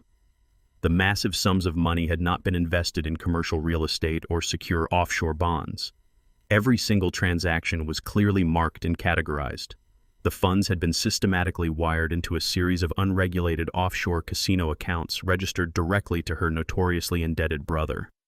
She had deliberately drained Jalen's entire net worth to cover the violent gambling debts of a degenerate. Jalen stood entirely frozen, staring at the damning ledger illuminating the computer screen. He reached into his pocket with trembling fingers and pulled out his cell phone, his thumb hovering aggressively over the keypad. He stated with absolute dead certainty that he was calling the police to report her for massive corporate embezzlement and grand larceny. He swore he would have her dragged out of the house in handcuffs before the end of the hour. Lindsay stopped crying instantly. The desperate, sobbing woman evaporated, replaced by a creature of pure, calculating malice. She slowly stood up from the sofa and smoothed out her ruined silk blouse. Her face turned to absolute stone, her eyes narrowing into cold, predatory slits. She advised him to put the phone down, her voice completely devoid of any human emotion. She walked toward the marble island and tapped the heavy folder of bank statements. She calmly informed Jalen that her name did not exist anywhere on the secondary loan documents. She revealed that she had perfectly forged his digital signature and routed the entire loan application through his primary authentication portal. She had meticulously orchestrated the financial maneuver using his credentials, his security answers, and his verified email addresses, ensuring her hands remained legally clean. The bank completely believed Jalen had authorized every single transfer himself. She tilted her head, a wicked, triumphant grin spreading across her face as she watched the realization dawn on him. She delivered the final, inescapable truth. If Jalen dialed the police to report the embezzlement, he would literally be reporting himself. He was the sole signatory on the fraudulent loan. If the authorities initiated a formal investigation, he would be the only person going to federal prison for bank fraud. Midnight arrived with the violent arrival of a torrential summer downpour. The heavy rain lashed relentlessly against the roof of my house, the rolling thunder rattling the glass panes in their wooden frames. I sat in the dark living room, listening to the aggressive rhythm of the storm, entirely unable to sleep. The illuminated dial of the grandfather clock in the hallway read exactly 12. A sharp, frantic pounding suddenly erupted against the front door, echoing louder than the thunder overhead. I stood up, walked across the hardwood floor, and pulled the heavy brass deadbolt back. I opened the door to face the howling wind. Jalen stood on my porch completely soaked to the bone. The driving rain plastered his hair to his forehead and soaked his expensive designer suit until it clung to his shivering frame like a heavy, wet shroud. The towering, arrogant executive who had proudly disowned me in front of his colleagues was completely gone. He looked exactly like the terrified little boy who used to run into my bedroom during thunderstorms decades ago. His chest heaved with ragged, uncontrollable breaths. He did not say a single word of greeting or attempt to defend his previous actions. He simply looked at me, his eyes red and swollen, and his knees gave out completely. He collapsed onto the wet wooden planks of the porch, the heavy rain washing over his slumped shoulders.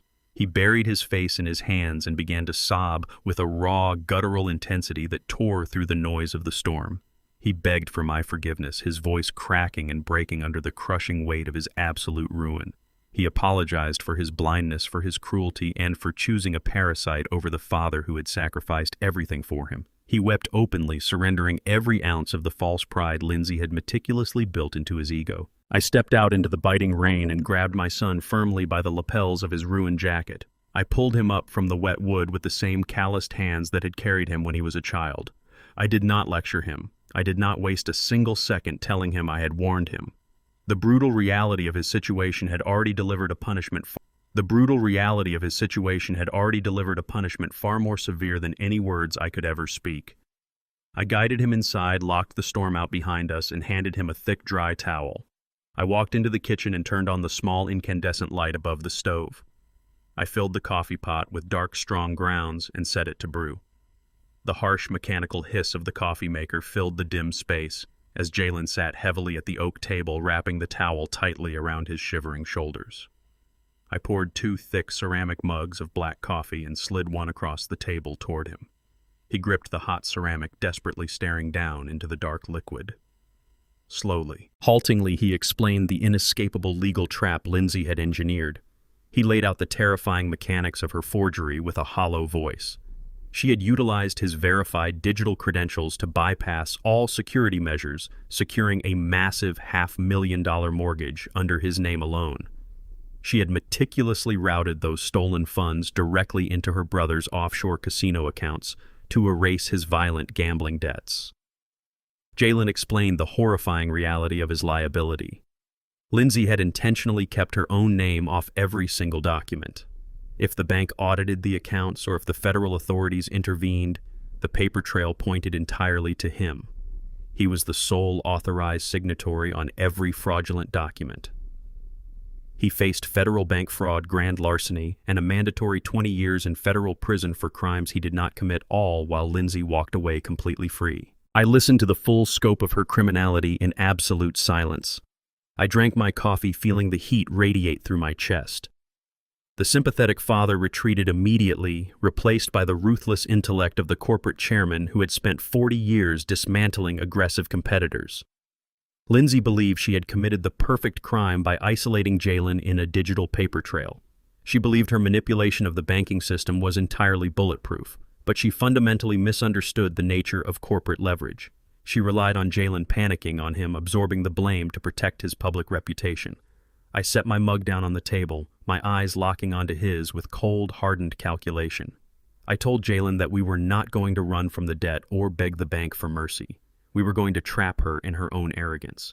We needed to manufacture a scenario that forced Lindsay to legally, voluntarily claim ownership of the diverted funds on a recorded, notarized public ledger. She thrived on control, and we had to offer her the ultimate bait to make her step out of the shadows and expose her financial footprint. I outlined the initial architecture of an aggressive corporate counteroffensive. We would use the Rollins Investment Trust as the invisible hammer to shatter her financial immunity. I leaned across the oak table, making sure my son understood the exact level of discipline this operation required.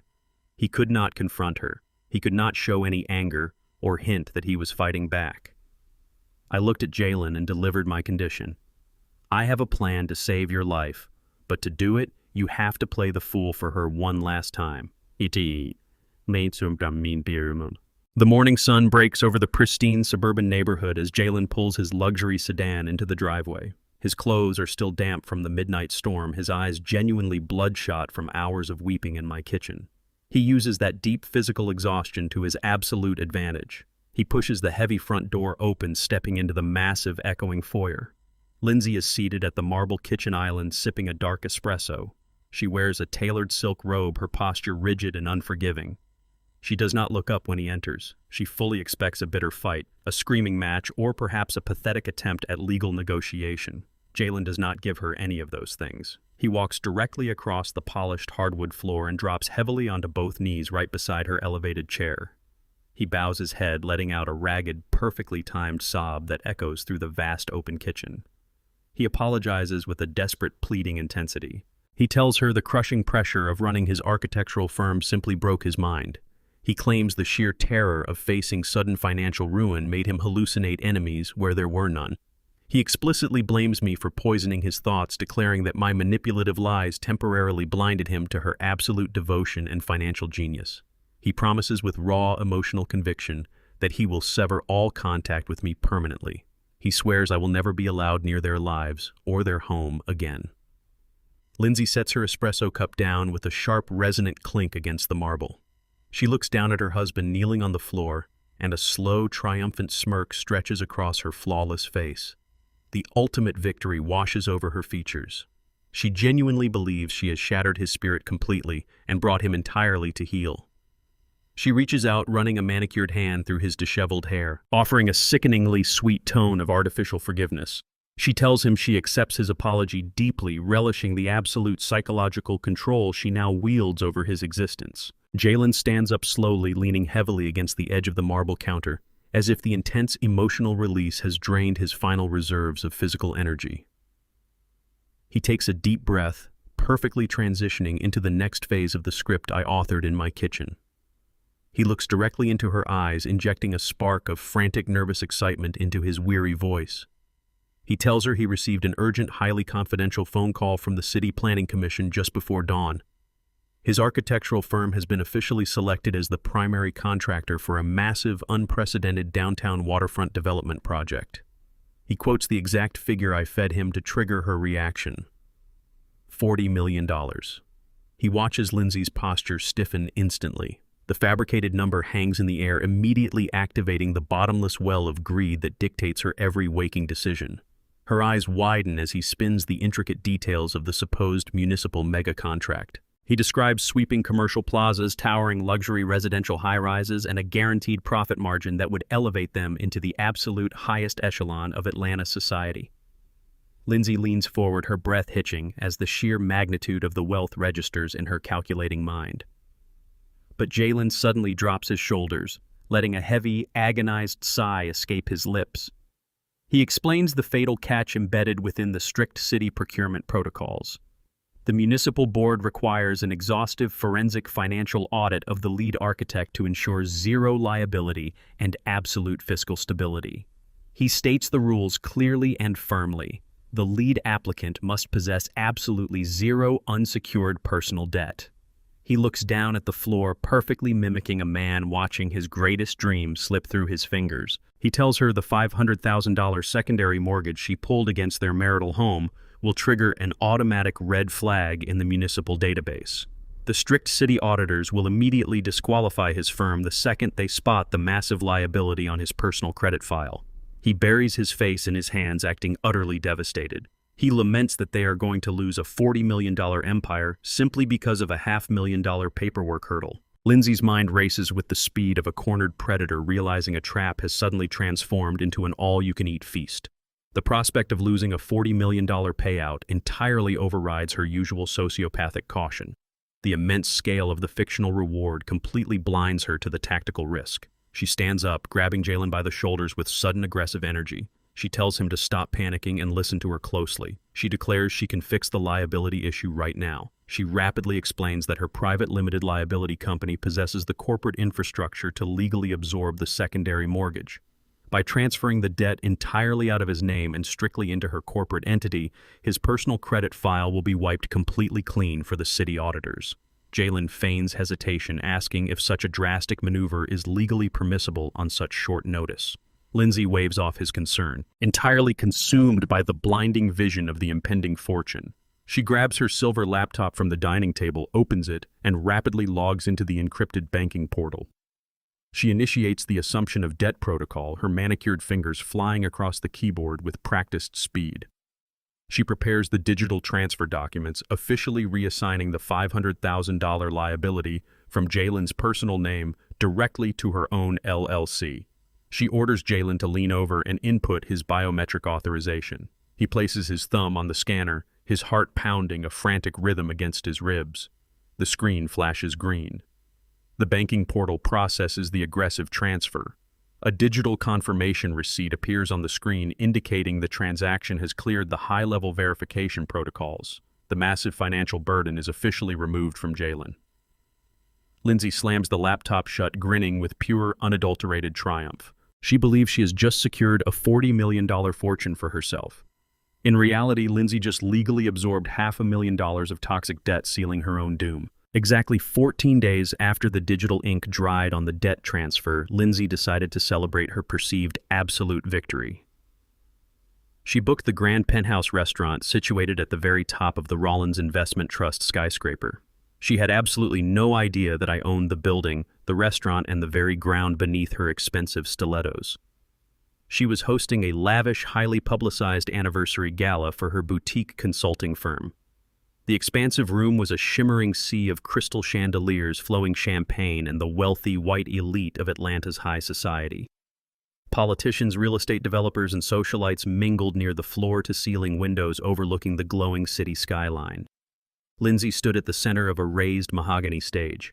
She wore a breathtaking, custom-fitted emerald silk gown that easily cost $10,000. She gripped a silver microphone, basking in the rapt attention of her affluent audience. Her voice echoed through the pristine acoustic speakers, dripping with a rehearsed, sickeningly sweet humility. She boasted loudly about her incredible journey as a self-made businesswoman. She detailed her supposed struggles, painting herself as a visionary who overcame massive financial adversity through sheer intellect and tireless dedication. She claimed her boutique firm was on the verge of securing a historic municipal contract that would reshape the city. She emphasized her independence and fierce business acumen, managing to slip in a subtle disparaging remark about those who lack the vision to seize wealth, a veiled insult directed at the working-class people she entirely despised. She raised her crystal flute, offering a toast to her own unyielding brilliance and the limitless future of her enterprise. She smiled down at Jalen, who sat at the primary VIP table near the front of the stage. He held his own champagne glass, offering her a tight, polite nod. He was playing his part to absolute perfection, maintaining the facade of a devoted, subordinate husband, completely in awe of his wife's corporate majesty. Lindsay reveled in the applause, completely intoxicated by her own manufactured grandeur. She firmly believed she had outsmarted everyone, permanently securing her wealth while leaving the toxic wreckage of her brother's gambling debts entirely in the past. The sharp crystalline chime of the private VIP elevator doors echoed through the penthouse, cutting abruptly through the polite applause and classical string music. The heavy brass doors slid open with a smooth, mechanical hum. I stepped out of the velvet-lined cab and directly into the grand foyer of the restaurant. I was no longer the tired, unassuming electrical contractor wearing scuffed work boots and faded denim. I was dressed in a flawless, custom-tailored charcoal Brioni suit that draped over my shoulders like heavy armor. A crisp white silk tie rested perfectly against my collar, and a vintage gold Patek Philippe watch gleamed on my wrist. I did not slouch. I did not lower my gaze to accommodate the wealthy patrons. I stood at my full height, radiating the quiet, terrifying, and absolute power of a man who commanded true generational wealth. I walked forward, my polished leather Oxfords clicking rhythmically against the imported marble floor. The transformation in the room was immediate and profound. The lively chatter of the high society guests faltered and died. The string quartet stopped playing mid-measure, the musicians lowering their bows in confusion. The sea of affluent attendees parted instinctively as I moved through the center of the room. They stared in absolute dead silence at the older African-American man commanding their exclusive space with unapologetic authority. The wealthy elite exchanged nervous, bewildered glances, entirely unsure of how to process the sudden intrusion. Some recognized the distinct aura of corporate dominance, whispering frantically behind their hands. I kept my expression completely flat, my eyes locked directly on the mahogany stage. I walked with the slow, measured pace of an apex predator stepping into a cage. The sheer gravitational pull of my presence demanded total silence, and the room delivered. Even the waitstaff froze in place, holding silver trays of champagne perfectly still. The air in the penthouse grew thick and heavy, charged with the sudden, undeniable realization that the hierarchy of power had just shifted violently. I reached the edge of the raised stage and stopped. Lindsay stared down at me from the stage, her flawless smile shattering into a grotesque mask of absolute panic. The color instantly drained from her perfectly contoured face, leaving her skin a sickly pale white beneath the bright stage lights. Her manicured fingers gripped the silver microphone so tightly her knuckles turned bone white. She physically stumbled backward, nearly tripping over the hem of her expensive emerald gown. She quickly recovered her panic, rapidly morphing into vicious defensive rage. She dropped the microphone onto a nearby table, generating a loud, unpleasant feedback screech that made the front row of guests wince. She rushed forward to the edge of the stage, leaning down to hiss directly at me. She kept her voice low, desperately trying to maintain her public composure while radiating venom. She demanded to know how I had bypassed the lobby security desk. She ordered me to turn around and walk out of the building immediately, threatening to call the armed guards to drag me out by my collar if I embarrassed her in front of her prestigious clients. She spat the words through clenched teeth, her eyes wide with a manic, cornered desperation. She promised she would completely destroy what little remained of my miserable life if I ruined her anniversary gala. She was so entirely consumed by her own arrogance that she completely failed to register the reality of my tailored suit, the gold watch, or the absolute terror radiating from the restaurant manager standing frozen near the bar. I did not flinch. I did not break eye contact. I let her finish her frantic, whispered threats. I simply smiled a cold, razor-sharp smile that held absolutely zero warmth. I did not utter a single word in response to her vitriol.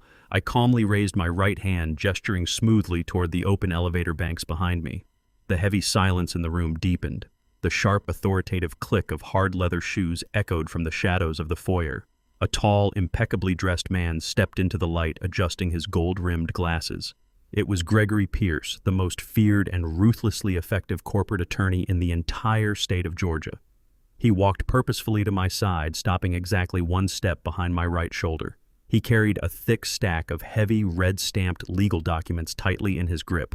Gregory Pierce did not wait for Lindsay to finish her venomous, whispered tirade. He walked with brisk, calculated strides directly past the frozen waiters and approached the elevated DJ booth situated at the far corner of the penthouse. He reached out and forcefully yanked the master auxiliary cord from the soundboard. The classical string music died instantly, plunging the massive, opulent room into a heavy, suffocating silence. Gregory picked up the secondary microphone resting on the control panel. He tapped the steel mesh once the sharp, percussive thud echoing violently off the crystal chandeliers overhead, and projected his deeply resonant, authoritative voice across the entire venue. He did not introduce himself with pleasantries or offer any apologies for the sudden interruption. He announced with cold, surgical legal precision that the boutique consulting firm currently hosting this gala was being served with an immediate non-negotiable commercial eviction notice. He stated firmly that the premises must be fully vacated by midnight, ordering the catering staff to cease all service immediately. The collective gasp from the elite crowd sounded like the air being violently sucked out of a vacuum chamber. Lindsay physically recoiled, the rich silk of her emerald gown catching the harsh stage lights as she spun around to face the attorney. Her perfectly manicured facade shattered into a chaotic mask of pure, unadulterated outrage. She gripped her own silver microphone, raising it to her lips with visibly shaking hands, and screamed that he was completely insane. Her voice bounced off the panoramic glass walls, shrill, arrogant, and entirely desperate. She declared loudly that she possessed a 10-year, ironclad commercial lease agreement for the entire penthouse suite. She shrieked that she was fully protected by the building's executive management and explicitly backed by the limitless corporate power of the Rollins Investment Trust. She threatened to call the police and have Gregory arrested for criminal trespassing and corporate sabotage, boasting proudly that the trust would utterly destroy his legal career for daring to interrupt their premier tenant. She puffed out her chest desperately, trying to rally the bewildered wealthy onlookers to her side by wielding the very corporate entity she believed protected her lavish lifestyle. She yelled that absolutely nobody could touch her firm, while she operated under the absolute undisputed protection of the Rollins Board of Directors. Gregory Pierce smiled a cold, predatory smile that sent a visible shiver through the front row of assembled guests. He did not raise his voice to match her frantic, echoing shrieks. He simply stepped down from the DJ booth, walking methodically toward the center of the room. He slammed the thick stack of red-stamped legal documents directly onto the nearest VIP table, shattering a crystal champagne flute in the process. The golden liquid spilled across the pristine white linen, perfectly mirroring the sudden violent destruction of Lindsay's curated reality. Gregory looked up at the stage, adjusting his gold-rimmed glasses, and calmly dismantled her entire existence. He gestured toward me, introducing the man standing quietly at the edge of the stage. He formally presented me to the room not as a retired electrical contractor, but as the sole absolute owner and acting chairman of the Rollins Investment Trust. The absolute silence that followed was heavy enough to crack the imported marble floors. Lindsay's jaw dropped open, no sound escaping her paralyzed throat. The vibrant, flushed color vanished entirely from her face, turning her skin a sickly, translucent white. Her eyes darted wildly between Gregory and me, her mind violently rejecting the impossible, crushing truth. The towering glass skyscraper she stood in, the massive luxury penthouse she rented, the very floorboards beneath her expensive stiletto shoes, all belonged unequivocally to the man she had actively tried to lock away in a secure memory care facility. Gregory did not give her a single second to recover her breath. He picked up the top document, his voice cutting through the dead air like a sharpened scalpel. He informed her that her ironclad lease was completely null and void. He laid out the undeniable financial facts for the entire room of elites to hear. He detailed 3 consecutive months of fraudulent non-payment, explaining clearly that the funds she claimed were being routed to her landlord had actually been diverted to cover massive illegal gambling debts in unregulated offshore casinos. The eviction was not a negotiation or a misunderstanding. It was a finalized corporate mandate executed due to severe financial fraud and an egregious breach of contract. Her self-made empire was entirely ruined. The wealthy guests immediately began to whisper violently, the collective scandalized murmur sounding like a swarm of angry locusts. The high society facade of the gala completely collapsed as the ugly, undeniable truth of Lindsay's financial crimes was laid bare for her peers to judge. Suddenly, the crowd parted near the center aisle. Lindsay's parents stepped forward, their faces flushed with a volatile mixture of profound social embarrassment and explosive defensive rage. Her father, a man who had built his entire identity on country club prestige and unearned arrogance, pointed a shaking manicured finger directly at my face. He loudly attempted to insult my background, deliberately raising his voice to ensure the remaining socialites could hear his vitriol. He called me a street-level thug masquerading in a tailored suit. He accused me of fabricating a complex, malicious extortion plot to steal his daughter's hard-earned business and ruin her flawless reputation. Her mother chimed in, shrieking that I was a jealous, uneducated old man desperately trying to destroy a brilliant young woman out of pure, unadulterated spite. They aggressively shielded their daughter's shattered image by attacking the very foundation of my character, completely oblivious to the mountain of certified, undeniable evidence resting on the table beside them. I remained perfectly still, my hands resting casually in my pockets, letting their desperate classist insults echo against the glass walls. I did not need to defend myself. I did not need to speak a single word to validate my authority. A tall figure detached himself from the shadows of the primary VIP section and stepped directly into the harsh stage lighting. The whispering crowd fell dead silent once again. It was Jalen. He did not look at his frantic wife or her screaming parents. He walked with heavy, purposeful strides across the room and stopped right beside me. He turned his back entirely on the woman he had defended and financed so fiercely for years. He stood shoulder to shoulder with his father, forming an unbreakable united front against her corrupt parasitic family. Lindsay let out a pathetic, pleading gasp, reaching her trembling hand out toward her husband. She desperately tried to summon fresh tears, attempting to initiate one final, pathetic cycle of manipulative gaslighting to save herself. Jalen did not flinch. He did not offer her a single ounce of sympathy. He reached up, his face set in absolute stone, and grabbed the silver microphone straight out of her trembling hand. Jalen held the silver microphone firmly, his knuckles white but his hand perfectly steady. He did not look at Lindsay. He turned his attention to the back of the massive penthouse and gave a sharp, definitive nod to the audiovisual technician stationed near the catering bay. The heavy velvet curtains covering the back wall of the stage parted automatically. A massive high-definition projector screen descended from the ceiling, humming quietly as it lowered into place. The bright stage lights instantly dimmed, plunging Lindsay into shadows, while the screen ignited with blinding white light. Jalen raised the microphone to his lips and began to speak with a chilling mechanical detachment. He did not yell. He did not cry. He delivered his presentation with the exact emotionless precision of a corporate auditor dismantling a bankrupt firm. He pressed a small remote clicker in his palm, and the screen flashed to display a series of highly magnified certified bank statements. He pointed to the first document, his deep voice carrying effortlessly across the silent room. He narrated the precise details of the $3,000 monthly allowance Lindsay had sworn was being used to support my living expenses. He highlighted the routing numbers, proving to the entire room of affluent socialites that every single cent of that money had been automatically diverted into her personal luxury checking account. Lindsay lunged forward to grab the clicker, but Jalen simply stepped aside, letting her stumble awkwardly against the podium. He clicked the remote again.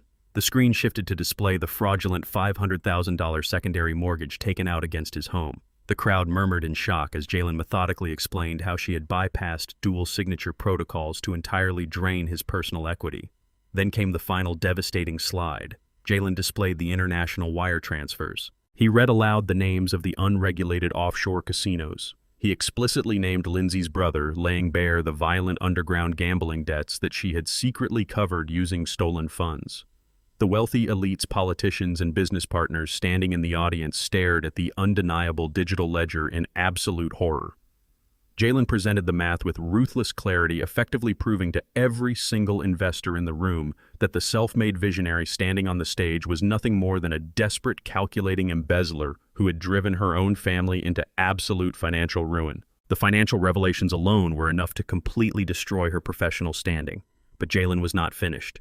He promised to reveal the true depth of her depravity. He pressed the final button on his remote. The screen faded to black, and the massive acoustic speakers surrounding the penthouse crackled to life. A trembling, pathetic voice echoed through the venue. It was Dr. Vance. The crystal-clear audio recording from my kitchen table played for the entire high society gala. Vance's weeping, panicked voice explicitly identified his medical license number before detailing the exact terms of the conspiracy. The guests listened in absolute paralyzed horror as the corrupt doctor confessed to accepting a $20,000 cash bribe directly from Lindsay. He outlined her explicit instructions to fabricate a fraudulent psychiatric evaluation, weaponize a false dementia diagnosis, and secure an involuntary medical hold to lock her father-in-law inside a secure memory care facility. The sheer evil of the plot resonated through the silent room. This was no longer just a matter of corporate theft or marital infidelity. This was a premeditated, malicious conspiracy to strip a perfectly sane elderly man of his fundamental human rights and freedoms solely to facilitate massive financial fraud. The elite guests literally gasped, some covering their mouths in disgust, while others physically backed away from the stage to distance themselves from her. The meticulously crafted image Lindsay had spent years building completely disintegrated in real time. The sophisticated, ethical businesswoman was dead, instantly replaced by the undeniable reality of a sociopathic predator. Lindsay stood frozen in the center of the stage, the audio of her own hired accomplice cementing her absolute destruction. She looked out at the sea of faces, watching the admiration and respect of her peers curdle into profound repulsion. Jalen lowered the microphone, turning to look at his wife with eyes devoid of any remaining affection.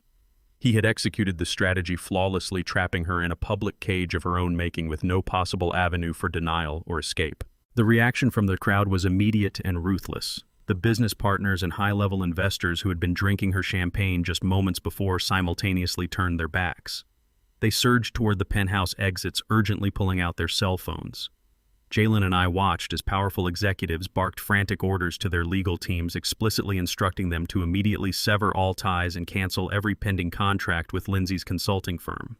No legitimate corporation would ever risk their capital or reputation by associating with a publicly exposed embezzler facing severe federal fraud charges. The social exodus was brutal and swift. Lindsay looked desperately toward the center aisle, searching for the only people left who might defend her. Her parents stood frozen near the abandoned buffet tables. The unearned arrogance they had displayed just moments ago had completely vanished. Her father looked at the undeniable evidence displayed on the screen, then at the disgusted faces of the politicians and socialites surrounding him. The profound social humiliation was entirely too much for his fragile ego to bear. Without uttering a single word of support or comfort to their daughter, her parents turned around and hurried toward the nearest elevator, abandoning her entirely to save their own country club reputations. Lindsay was left completely alone on the massive mahogany stage. The sheer weight of her total isolation finally broke her. Her knees buckled, the expensive emerald silk pooling around her on the floor. She collapsed, her carefully styled hair falling across her face. She looked up at Jalen, her eyes wild with genuine, unadulterated terror. She screamed his name, her voice cracking as she crawled forward and grabbed the fabric of his trousers. She begged him not to ruin her life, weeping frantically as she promised she would change everything, do whatever he asked, and spend the rest of her life making up for her mistakes. Lindsay tightened her grip on the crease of Jalen's tailored trousers, her knuckles turning bone white as she dragged herself closer to his heavy leather shoes. The surrounding silence in the massive penthouse was absolute, broken only by her frantic, echoing sobs. She stared up at him with mascara streaming down her pale cheeks, abandoning any remaining shred of her high society dignity. She weaponized their shared history with desperate precision. She wept about their wedding vows, screaming that they had promised to stand together through worse times than this. She painted a pathetic, weeping picture of the future they were supposed to build, claiming her entire criminal enterprise was born from a misguided, desperate desire to provide him with the corporate empire he truly deserved. She clawed at his jacket, begging him to remember the love they shared, pleading with him to dismiss the crowd, tear up the evidence, and walk away with her to start over. Jalen did not step back. He stood perfectly rooted to the polished marble floor, staring down at the woman he had blindly defended against his own flesh and blood for years. The profound exhaustion in his eyes had hardened into absolute, unrelenting disgust. He did not yell. He did not offer a single word of anger or reciprocate her theatrical emotional display. The mesmerizing spell she had maintained over his mind for the past 3 years was completely and permanently broken. He saw her not as a devoted wife, but as a calculated parasitic predator who had willingly orchestrated his federal incarceration to fund a degenerate gambler. He reached his right hand inside the breast pocket of his charcoal suit jacket. He withdrew a thick, tri-folded stack of heavy legal paper. He did not hand the documents to her. He simply let his fingers open, allowing the heavy stack to drop directly onto the lap of her ruined emerald silk gown. He stated with cold, mechanical detachment that the papers contained their finalized divorce decree. He informed her that his signature was already notarized on the bottom line, completely severing their marital and financial assets. He declared that he was no longer her shield, her husband, or her collateral damage. The heavy thud of the divorce papers hitting her lap completely shattered Lindsay's frantic performance. She stared at the bold legal print, realizing the absolute finality of Jalen's rejection. Her husband was a dead end. The limitless financial safety net she had exploited was permanently severed. Panic surged through her veins, entirely overriding her pride. She released Jalen's trousers and scrambled across the polished floor, dragging her expensive silk gown behind her like a heavy chain. She crawled directly to my feet, stopping inches from my leather Oxfords. She tilted her tear-streaked face upward, deploying her final desperate tactic. She begged the father-in-law she had openly despised to show her mercy. She clasped her hands together in a posture of fervent prayer, weeping that she was simply a young, misguided woman who had made a terrible lapse in judgment. She pleaded with me to exercise the grace and wisdom of my age, sobbing that a man of my immense wealth and generational power could easily afford to make the debt disappear. She promised she would walk away quietly, surrender the consulting firm, and never bother our family again if I simply ordered Gregory to burn the criminal dossier. I looked down at the trembling, pathetic woman kneeling on the floor of my skyscraper. I felt absolutely no pity for her manufactured tears. I did not bend down to comfort her, nor did I raise my voice to humiliate her further. I looked her directly in the eyes and calmly recited the exact words she had spat at me during our Father's Day dinner. I reminded her of the moment she stood in my kitchen dripping with unearned arrogance and called me a pathetic, obsolete old man who needed to accept his place at the bottom of the food chain. I watched the memory of her own vicious cruelty register in her widened eyes. I kept my voice deep and resonant, ensuring every remaining guest in the penthouse heard my final judgment. I told her that mercy is a gift reserved exclusively for those who demonstrate respect. I stated unequivocally that she had shown absolutely no respect to my son, my home, or my life, and therefore she would receive absolutely no mercy from my empire. Gregory Pierce stepped forward from my right side, the harsh stage lights glinting off his gold-rimmed glasses. He did not offer Lindsay a single second to process her total defeat. He delivered the final fatal strike with the ruthless efficiency of an apex corporate litigator. He raised his voice, commanding the absolute attention of the silent, horrified audience. He announced that the Rollins Investment Trust did not merely terminate her commercial lease or sever her fraudulent banking ties. He declared that my private investigative team had spent the last 48 hours compiling every forged signature, every illegal wire transfer, and the recorded audio confession of her corrupt medical accomplice. He looked directly down at Lindsay, his tone devoid of any professional courtesy. He informed her that the comprehensive criminal dossier had not been kept internal. The entire forensic financial fraud investigation had already been handed over to the state authorities and federal regulators earlier that morning. Lindsay's breath hitched in her throat, a harsh, ragged gasp of pure terror echoing from her chest. She clutched the divorce papers in her lap, completely paralyzed by the realization that her corporate eviction was merely the prelude to her criminal prosecution. The faint melodic string music had long since died, leaving the penthouse wrapped in a suffocating, heavy silence. Suddenly, the sharp, authoritative chime of the secondary service elevator echoed through the grand foyer. The heavy steel doors slid open with a violent mechanical crash. A unified rhythmic wave of heavy footsteps marched onto the imported marble floor. The sound was stark and terrifying, cutting through the opulent atmosphere of the high society gala. The wealthy elites instantly parted, scrambling backward to clear the central aisle. 6 fully uniformed police officers and 2 plainclothes detectives strode directly into the penthouse. The lead detective bypassed the frozen waitstaff and the shattered crystal on the floor, marching straight toward the mahogany stage. He did not pause to address the crowd or ask for identification.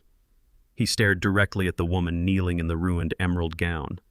The heavy steel handcuffs clipped to his leather belt jingled sharply with every step he took. The lead detective bypassed Lindsay completely, his heavy boots stepping right over the hem of her ruined emerald gown without a second glance. He did not issue any orders to her or acknowledge her frantic weeping. He walked with relentless, calculated purpose directly toward the extravagant open bar situated at the far end of the penthouse. Lindsay's brother was leaning against the polished mahogany counter, a crystal glass of scotch frozen halfway to his mouth. The color instantly drained from his face as the 6 uniformed officers fanned out systematically, sealing every possible exit to the room. The detective did not offer a polite greeting. He grabbed the brother by the shoulder, spinning him around forcefully, and slammed him against the polished surface of the bar. The crystal glass shattered onto the marble floor. The sharp metallic ratcheting sound of heavy steel handcuffs locking into place echoed violently through the silent room. The detective announced the charges loud enough for the entire terrified high society audience to hear. He cited massive interstate wire fraud, extensive illegal offshore gambling operations, and grand larceny. He ordered the officers to drag him out. Lindsay scrambled to her feet, her voice tearing out of her throat in a ragged, hysterical scream as she watched her brother violently hauled away toward the service elevator. She lunged forward desperately, trying to intercept the officers, but a second plainclothes detective stepped directly into her path. He did not draw a weapon or raise his voice. He simply reached inside his dark suit jacket and produced a thick, sealed federal envelope. He shoved the heavy envelope directly against Lindsay's chest, forcing her to instinctively grab it to keep it from falling. He stated with cold, unyielding authority that she was officially served with a comprehensive federal subpoena. He informed her that the state had already secured an emergency judicial order. Every single one of her personal and corporate bank accounts, investment portfolios, and offshore holding trusts was frozen indefinitely pending a massive multi-agency financial fraud investigation. He turned his back on her without another word, following the arrest team out of the penthouse. Lindsay stood frozen in the center of the devastated room, gripping the heavy federal envelope against her chest. Her mind raced frantically, desperately searching for a legal loophole or a hidden stash of capital to save herself. The realization hit her with the brutal, crushing force of a freight train. Just 14 days ago, she had legally absorbed the $500,000 secondary mortgage directly into her private limited liability company. She had actively orchestrated the transfer, firmly believing she was securing a $40 million municipal empire. Now that fictional empire was completely gone, leaving her holding an enormous toxic debt that she could never hope to repay. She was entirely liable for every single cent.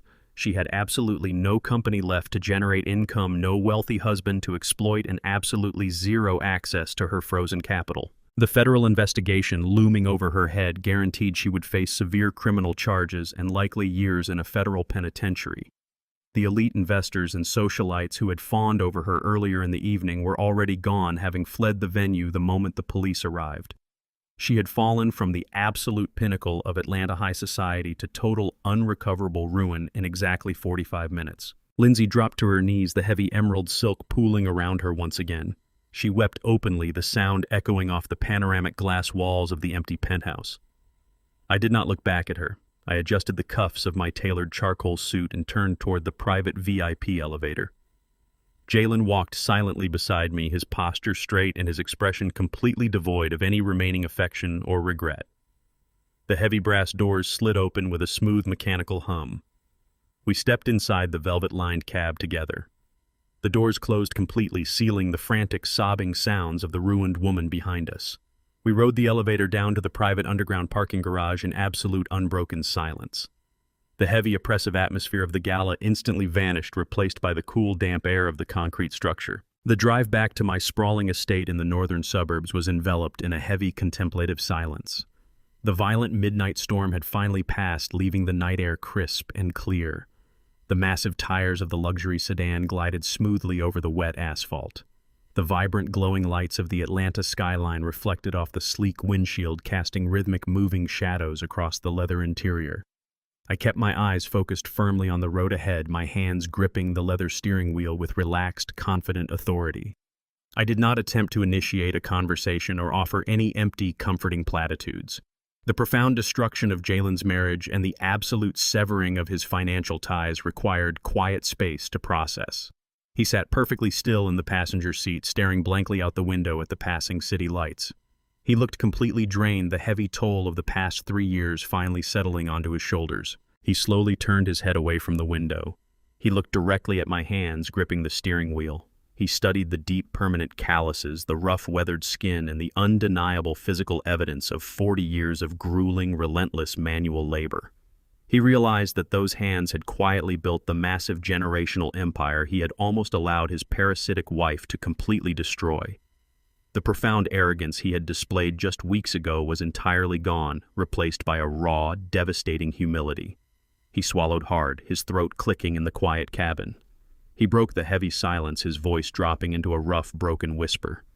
He asked me if it was entirely too late for him to learn how to be a real man. Exactly 3 months have passed since the flashing red and blue police lights illuminated the glass facade of the Rollins Investment Trust skyscraper. The crisp, unforgiving reality of a working-class morning now dictates the rhythm of my son's existence.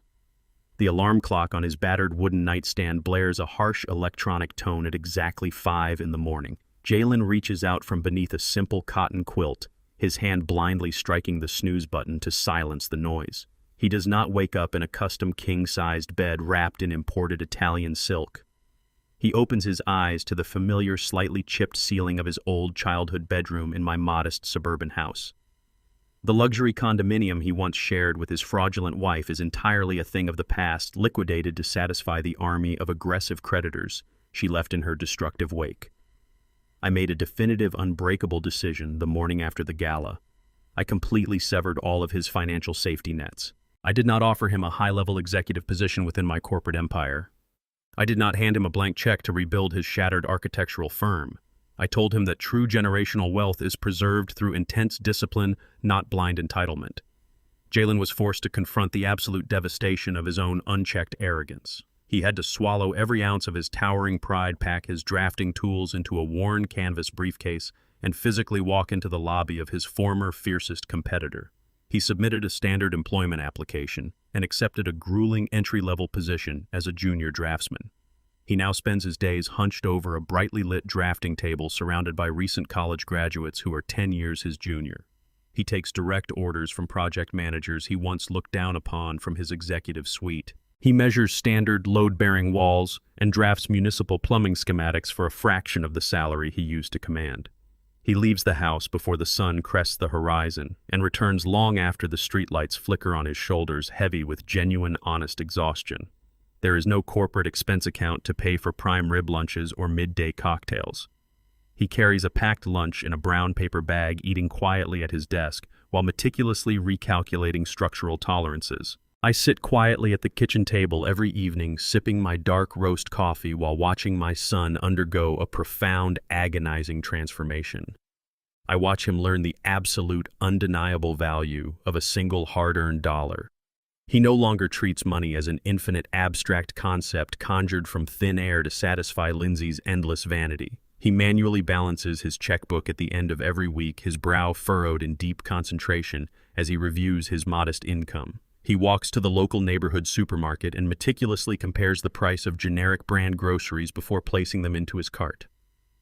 On the first day of every month, he hands me a sealed envelope containing his agreed-upon rent paid precisely on time from his own meager wages. He carries his laundry basket to the basement on Sunday afternoons, carefully measuring out the liquid detergent and folding his own work shirts. The suffocating, toxic arrogance that once clouded his judgment has entirely evaporated. It has been replaced by a quiet, determined resilience that strongly reminds me of the ambitious boy I raised before the allure of high society greed corrupted his soul.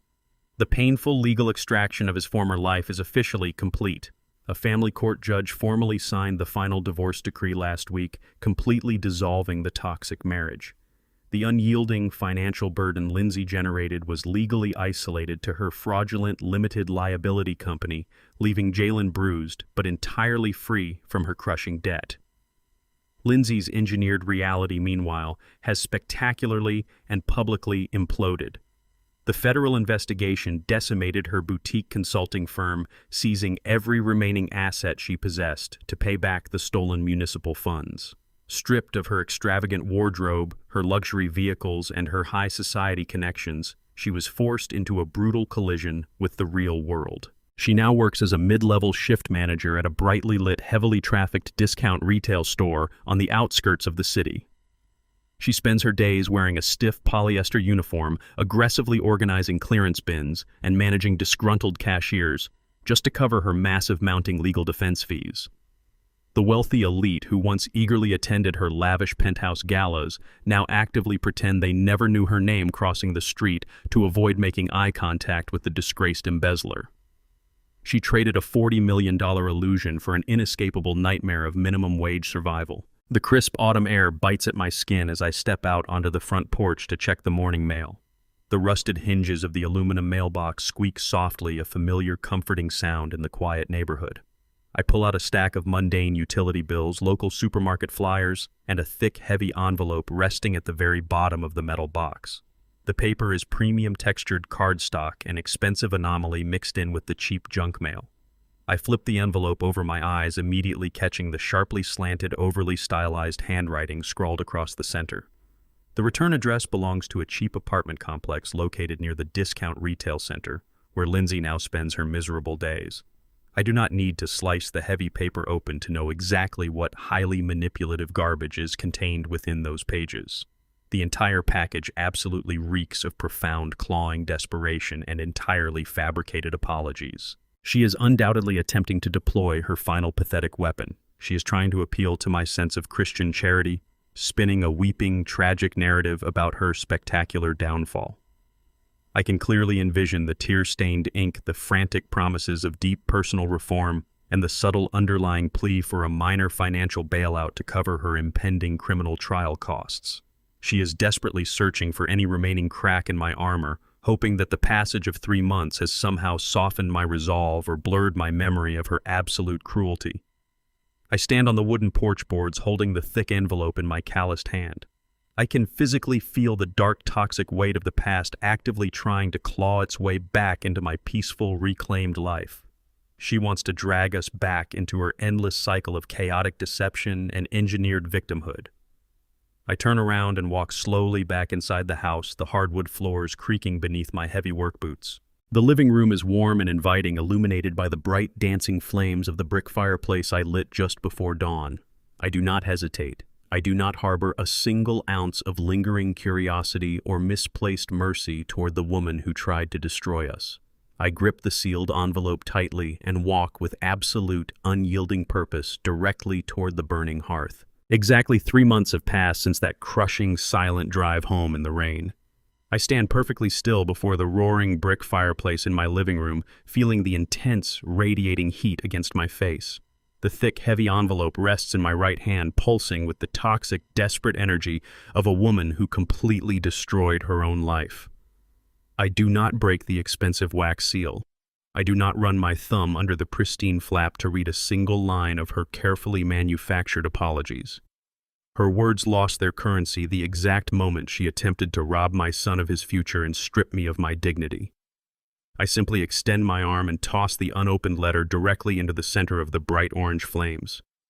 The fire consumes the premium cardstock instantly. The edges curl and turn a brittle, charred black before the entire envelope disintegrates into a fine gray ash. I watch the glowing embers swallow the last physical remnant of Lindsay's existence in our lives. There is absolutely no lingering anger in my chest. There is no satisfaction drawn from her suffering, nor any residual bitterness over the chaotic nightmare she inflicted upon us. There is only a profound, absolute closure. I have learned through decades of hard labor and quiet observation that some chapters in a man's life do not require an elaborate epilogue. They do not need a final conversation, a dramatic confrontation, or a tearful resolution. They simply require a definitive, unyielding ending. The fire crackles, finalizing that ending with a sharp snap of burning wood. I turn my back on the hearth, leaving the ash to disappear up the stone chimney. I walk across the polished hardwood floor and push the heavy oak front door open. I step back out onto the wooden porch, pulling the crisp, clean morning air deeply into my lungs. The neighborhood is completely silent, bathed in the soft, golden light of the early sunrise. The oppressive weight of the past 3 years has been permanently lifted from my shoulders. The air smells of damp pine and fresh beginnings. My home is no longer a battleground of quiet disrespect and silent endurance. It is a sanctuary once again. I stand near the wooden railing, looking out over the manicured lawn, feeling the steady, rhythmic beat of my own heart. The storm is entirely over. The foundation I built remains unbroken. The heavy oak door creaks softly behind me. I turn to see Jalen stepping out onto the porch. He is already dressed in his crisp, neatly pressed canvas work slacks and a simple cotton button-down shirt. The dark circles under his eyes speak to the grueling, relentless hours he now puts in at the drafting table, but his posture is completely different. He stands tall, his shoulders pulled back with a quiet, undeniable pride. He holds a long, narrow rectangular cardboard box in his calloused hands. He walks across the wooden floorboards and stops directly in front of me. He does not offer a grand theatrical speech. He simply extends his arms and hands the heavy box to me. I take it, feeling the solid, balanced weight of the package. I lift the cardboard lid. Resting inside on a bed of simple tissue paper is a brand new, high-quality fiberglass fishing rod. It is a beautifully crafted, practical tool devoid of any flashy branding or unnecessary luxury ornaments. Jalen looks me directly in the eyes and explains his gesture. He tells me that he purchased the rod using the remaining funds from his very first junior draftsman paycheck.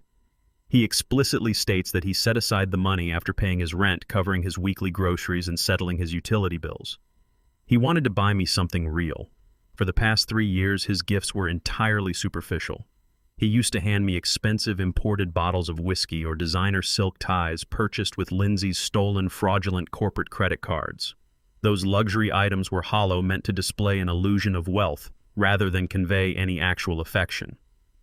This long, narrow cardboard box holds more genuine value than every single extravagant dinner and gold-plated accessory he ever placed on my kitchen table. This fishing rod was earned through honest, back-breaking labor. It represents a grueling month of waking up before dawn, swallowing his towering pride, and meticulously drafting blueprints for a fraction of his former salary. It is a profound physical manifestation of his reclaimed manhood and his deep, unwavering respect for the father who refused to let him drown in his own arrogance. I run my rough fingers over the smooth cork handle of the rod, appreciating the tight, perfect winding of the carbon fiber blank. I do not simply say thank you. Words are entirely insufficient for the magnitude of this moment. I look up at my son, witnessing the complete death of his former vanity, and a deep, genuine smile spreads across my face. The absolute certainty of his transformation settles into my bones. He has finally become the man I always knew he could be. I carefully place this cardboard box down onto the wooden porch bench. I step forward and firmly clap my heavy hand onto Jalen's shoulder. The grip is solid, conveying a silent, unbreakable bond of mutual respect. I look into his tired but resilient eyes and shake my head slowly. I tell him that we are not going fishing today. I instruct him to go back upstairs to his childhood bedroom, take off his canvas work clothes, and put on his best, darkest tailored suit. He blinks in slight confusion, but does not ask a single question. He simply nods, turns around, and walks back inside the house to follow my direct instructions. 30 minutes later, we are sitting in the quiet, leather-lined cabin of my luxury sedan. The morning traffic is light as I navigate the vehicle down the interstate, heading directly toward the towering glass-paneled heart of downtown Atlanta. I bypass the crowded public parking garages and turn the heavy steering wheel, gliding the car smoothly up to the private, gated executive entrance of the Rollins Investment Trust skyscraper. The armed security guard immediately recognizes the vehicle, smartly raises the heavy steel barricade, and waves us through with a crisp salute. I park the sedan in the designated chairman's spot near the private VIP elevator bank. I turn off the ignition and look over at Jalen. He stares up at the massive, soaring architecture of the building he once thought belonged to his deceitful ex-wife. His eyes reflect a profound, quiet awe as the immense true scale of my generational wealth finally registers in his mind. I look him dead in the eyes. my voice carrying the absolute weight of a king addressing his sole heir. I tell him that he has successfully proven he understands the true value of a hard-earned dollar. I tell him it is finally time to learn exactly how to run a $40 million family empire starting from the very bottom of the corporate mailroom. Exactly 1 year has passed since the heavy glass doors of the Rollins Investment Trust headquarters closed behind us. The turbulent storms of federal subpoenas, corporate evictions, and bitter legal battles have completely faded into the distant past. All the external conflicts that once threatened to tear my family apart are completely dead and permanently buried. The narrative of our lives no longer centers on hostile takeovers or malicious financial fraud. It focuses entirely on the quiet, steady, and internal restoration of the family bloodline. The relentless Georgia sun beats down mercilessly on the sprawling backyard of my suburban home, baking the earth and casting sharp, distinct shadows across the freshly mowed grass. Jalen stands at the center of the wooden patio, dressed in a pair of heavily faded, paint-splattered denim overalls.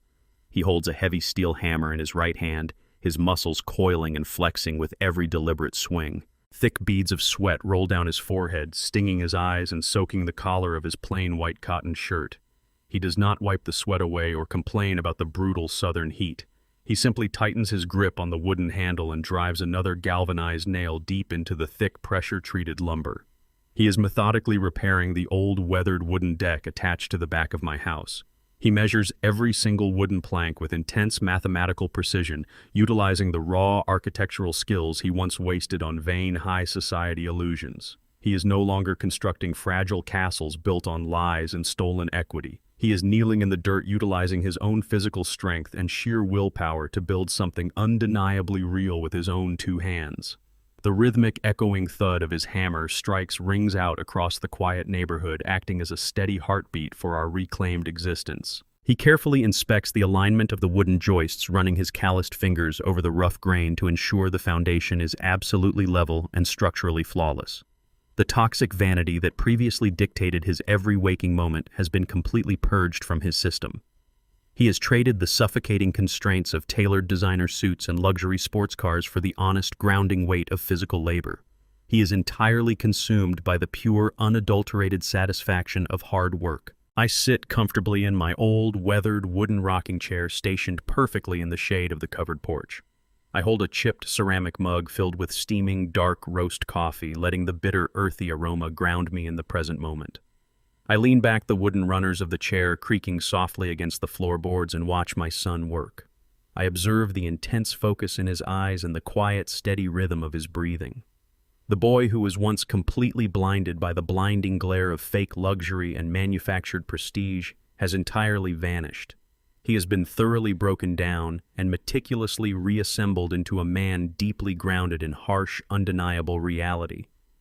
He spent the past 12 months learning the absolute mechanics of the Rollins Investment Trust from the deepest trenches of the organization.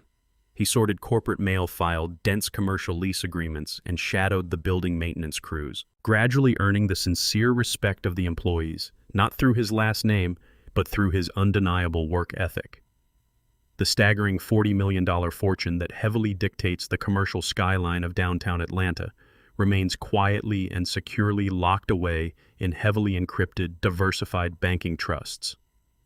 I do not flaunt the capital, nor do I ever allow Jalen to leverage it for cheap social currency. The immense generational wealth now acts exclusively as an invisible, impenetrable shield protecting our family bloodline, rather than a flashy, destructive weapon of vanity used to impress superficial strangers. Lindsay's dark, manipulative shadow has been permanently erased from our timeline. She was successfully prosecuted, convicted of federal wire fraud, and sentenced entirely removed from the affluent society she so desperately tried to conquer. She serves as a silent, forgotten cautionary tale about the fatal price of boundless greed. Looking at Jalen now, wiping the thick sawdust from his brow with the back of his forearm, the absolute success of the entire ordeal is beautifully undeniable. The brutal correction I meticulously orchestrated was agonizing for both of us, but it was absolutely flawless in its execution. I actively refused to let my only son drown in the toxic waters of elite arrogance. I forced him to confront the devastating consequences of his own misplaced loyalty and shattered pride. He survived the intense crucible. He emerged from the raging fire not with a sense of bitter resentment, but with a profound, unshakable gratitude for the harsh lessons he endured. He is finally ready to inherit the empire, not because he feels blindly entitled to the corporate throne, but because he genuinely understands the crushing weight of the crown. I raise the heavy ceramic mug to my lips and take a slow, deliberate sip of the dark coffee. The bitter liquid warms my throat, contrasting with the warm breeze blowing through the ancient oak trees lining the perimeter of the backyard. The suburban neighborhood is profoundly quiet, insulated entirely from the chaotic noise of the corporate world operating just miles away in the city center. The late afternoon air is deeply comforting, carrying the earthy scent of freshly cut grass and sweet honeysuckle. I watch closely as Jalen secures the final wooden plank firmly into the deck framework, testing the structural integrity by shifting his weight onto his heavy leather work boots. He stands up straight, wiping his hands on his denim overalls, turns around to look at me, resting on the porch, and offers a genuine, thoroughly exhausted smile. I offer a firm, validating nod back at him, silently acknowledging the successful completion of a hard day of honest labor. I know with absolute certainty that I did not destroy my son. I simply recognized that the psychological foundation he had blindly built his life upon was entirely rotten and critically compromised by unchecked greed. I deliberately tore down that rotting framework, violently dismantling the dangerous illusions that clouded his judgment, so that a significantly stronger, utterly impenetrable man could be rebuilt in its place. The heavy generational burden of protecting our family legacy has been successfully secured for the future. The fundamental dignity of the father has been fiercely and unapologetically protected against those who maliciously sought to exploit it. I rest my calloused hands heavily on the wooden armrests of the rocking chair, feeling a profound, absolute peace settle deep into the center of my chest. The sprawling, vibrant colors of the golden Atlanta sunset gently begin to bleed across the evening sky, painting the scattered clouds in brilliant shades of burning orange and deep purple. The warm, fading sunlight washes over my face, illuminating the quiet, hard-earned satisfaction permanently etched into my weathered features. I smile deeply, knowing the empire is finally safe in worthy hands. The screen slowly fades to a pure, absolute black. Exactly 1 entire year has passed since those heavy glass doors of the Rollins Investment Trust headquarters closed behind us on Jalen's first day in the mailroom. The turbulent storms of federal subpoenas, corporate evictions, and bitter legal battles have completely faded into the distant past. All the external conflicts that once threatened to tear my family apart are completely dead and permanently buried. The narrative of our lives no longer centers on hostile takeovers or malicious financial fraud. It focuses entirely on the quiet, steady, and internal restoration of the family bloodline.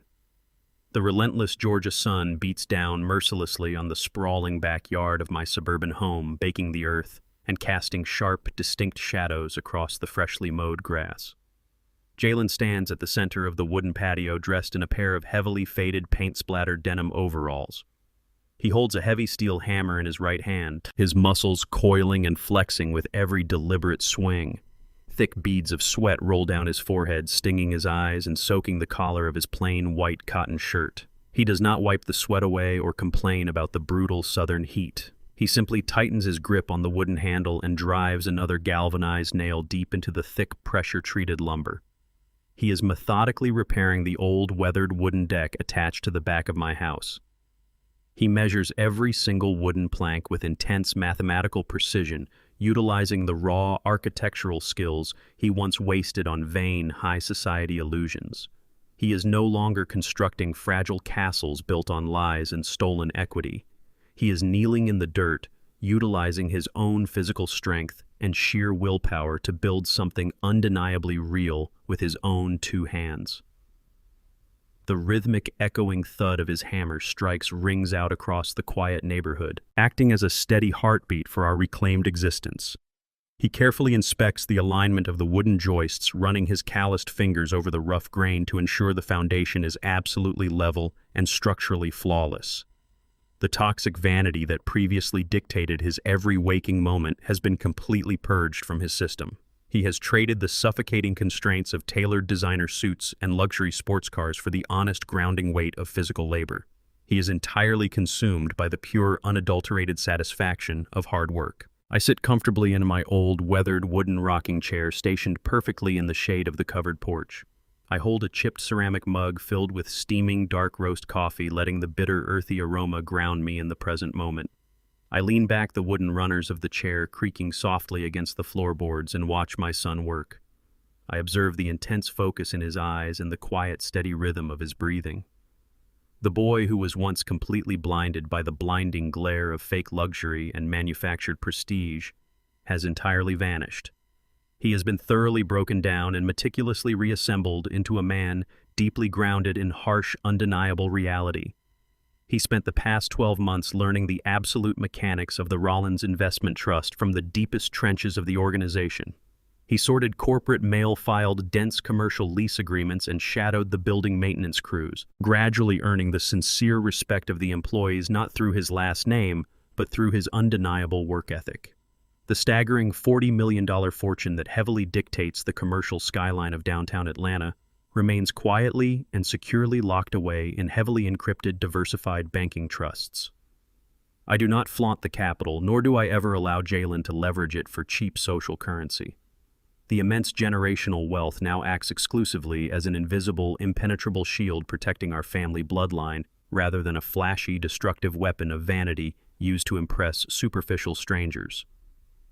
Lindsay's dark, manipulative shadow has been permanently erased from our timeline.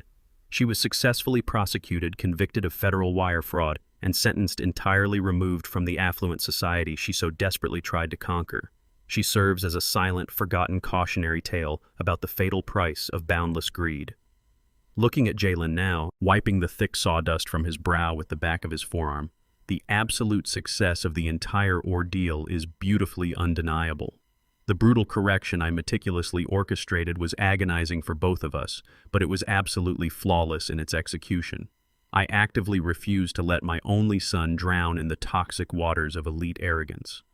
I forced him to confront the devastating consequences of his own misplaced loyalty and shattered pride.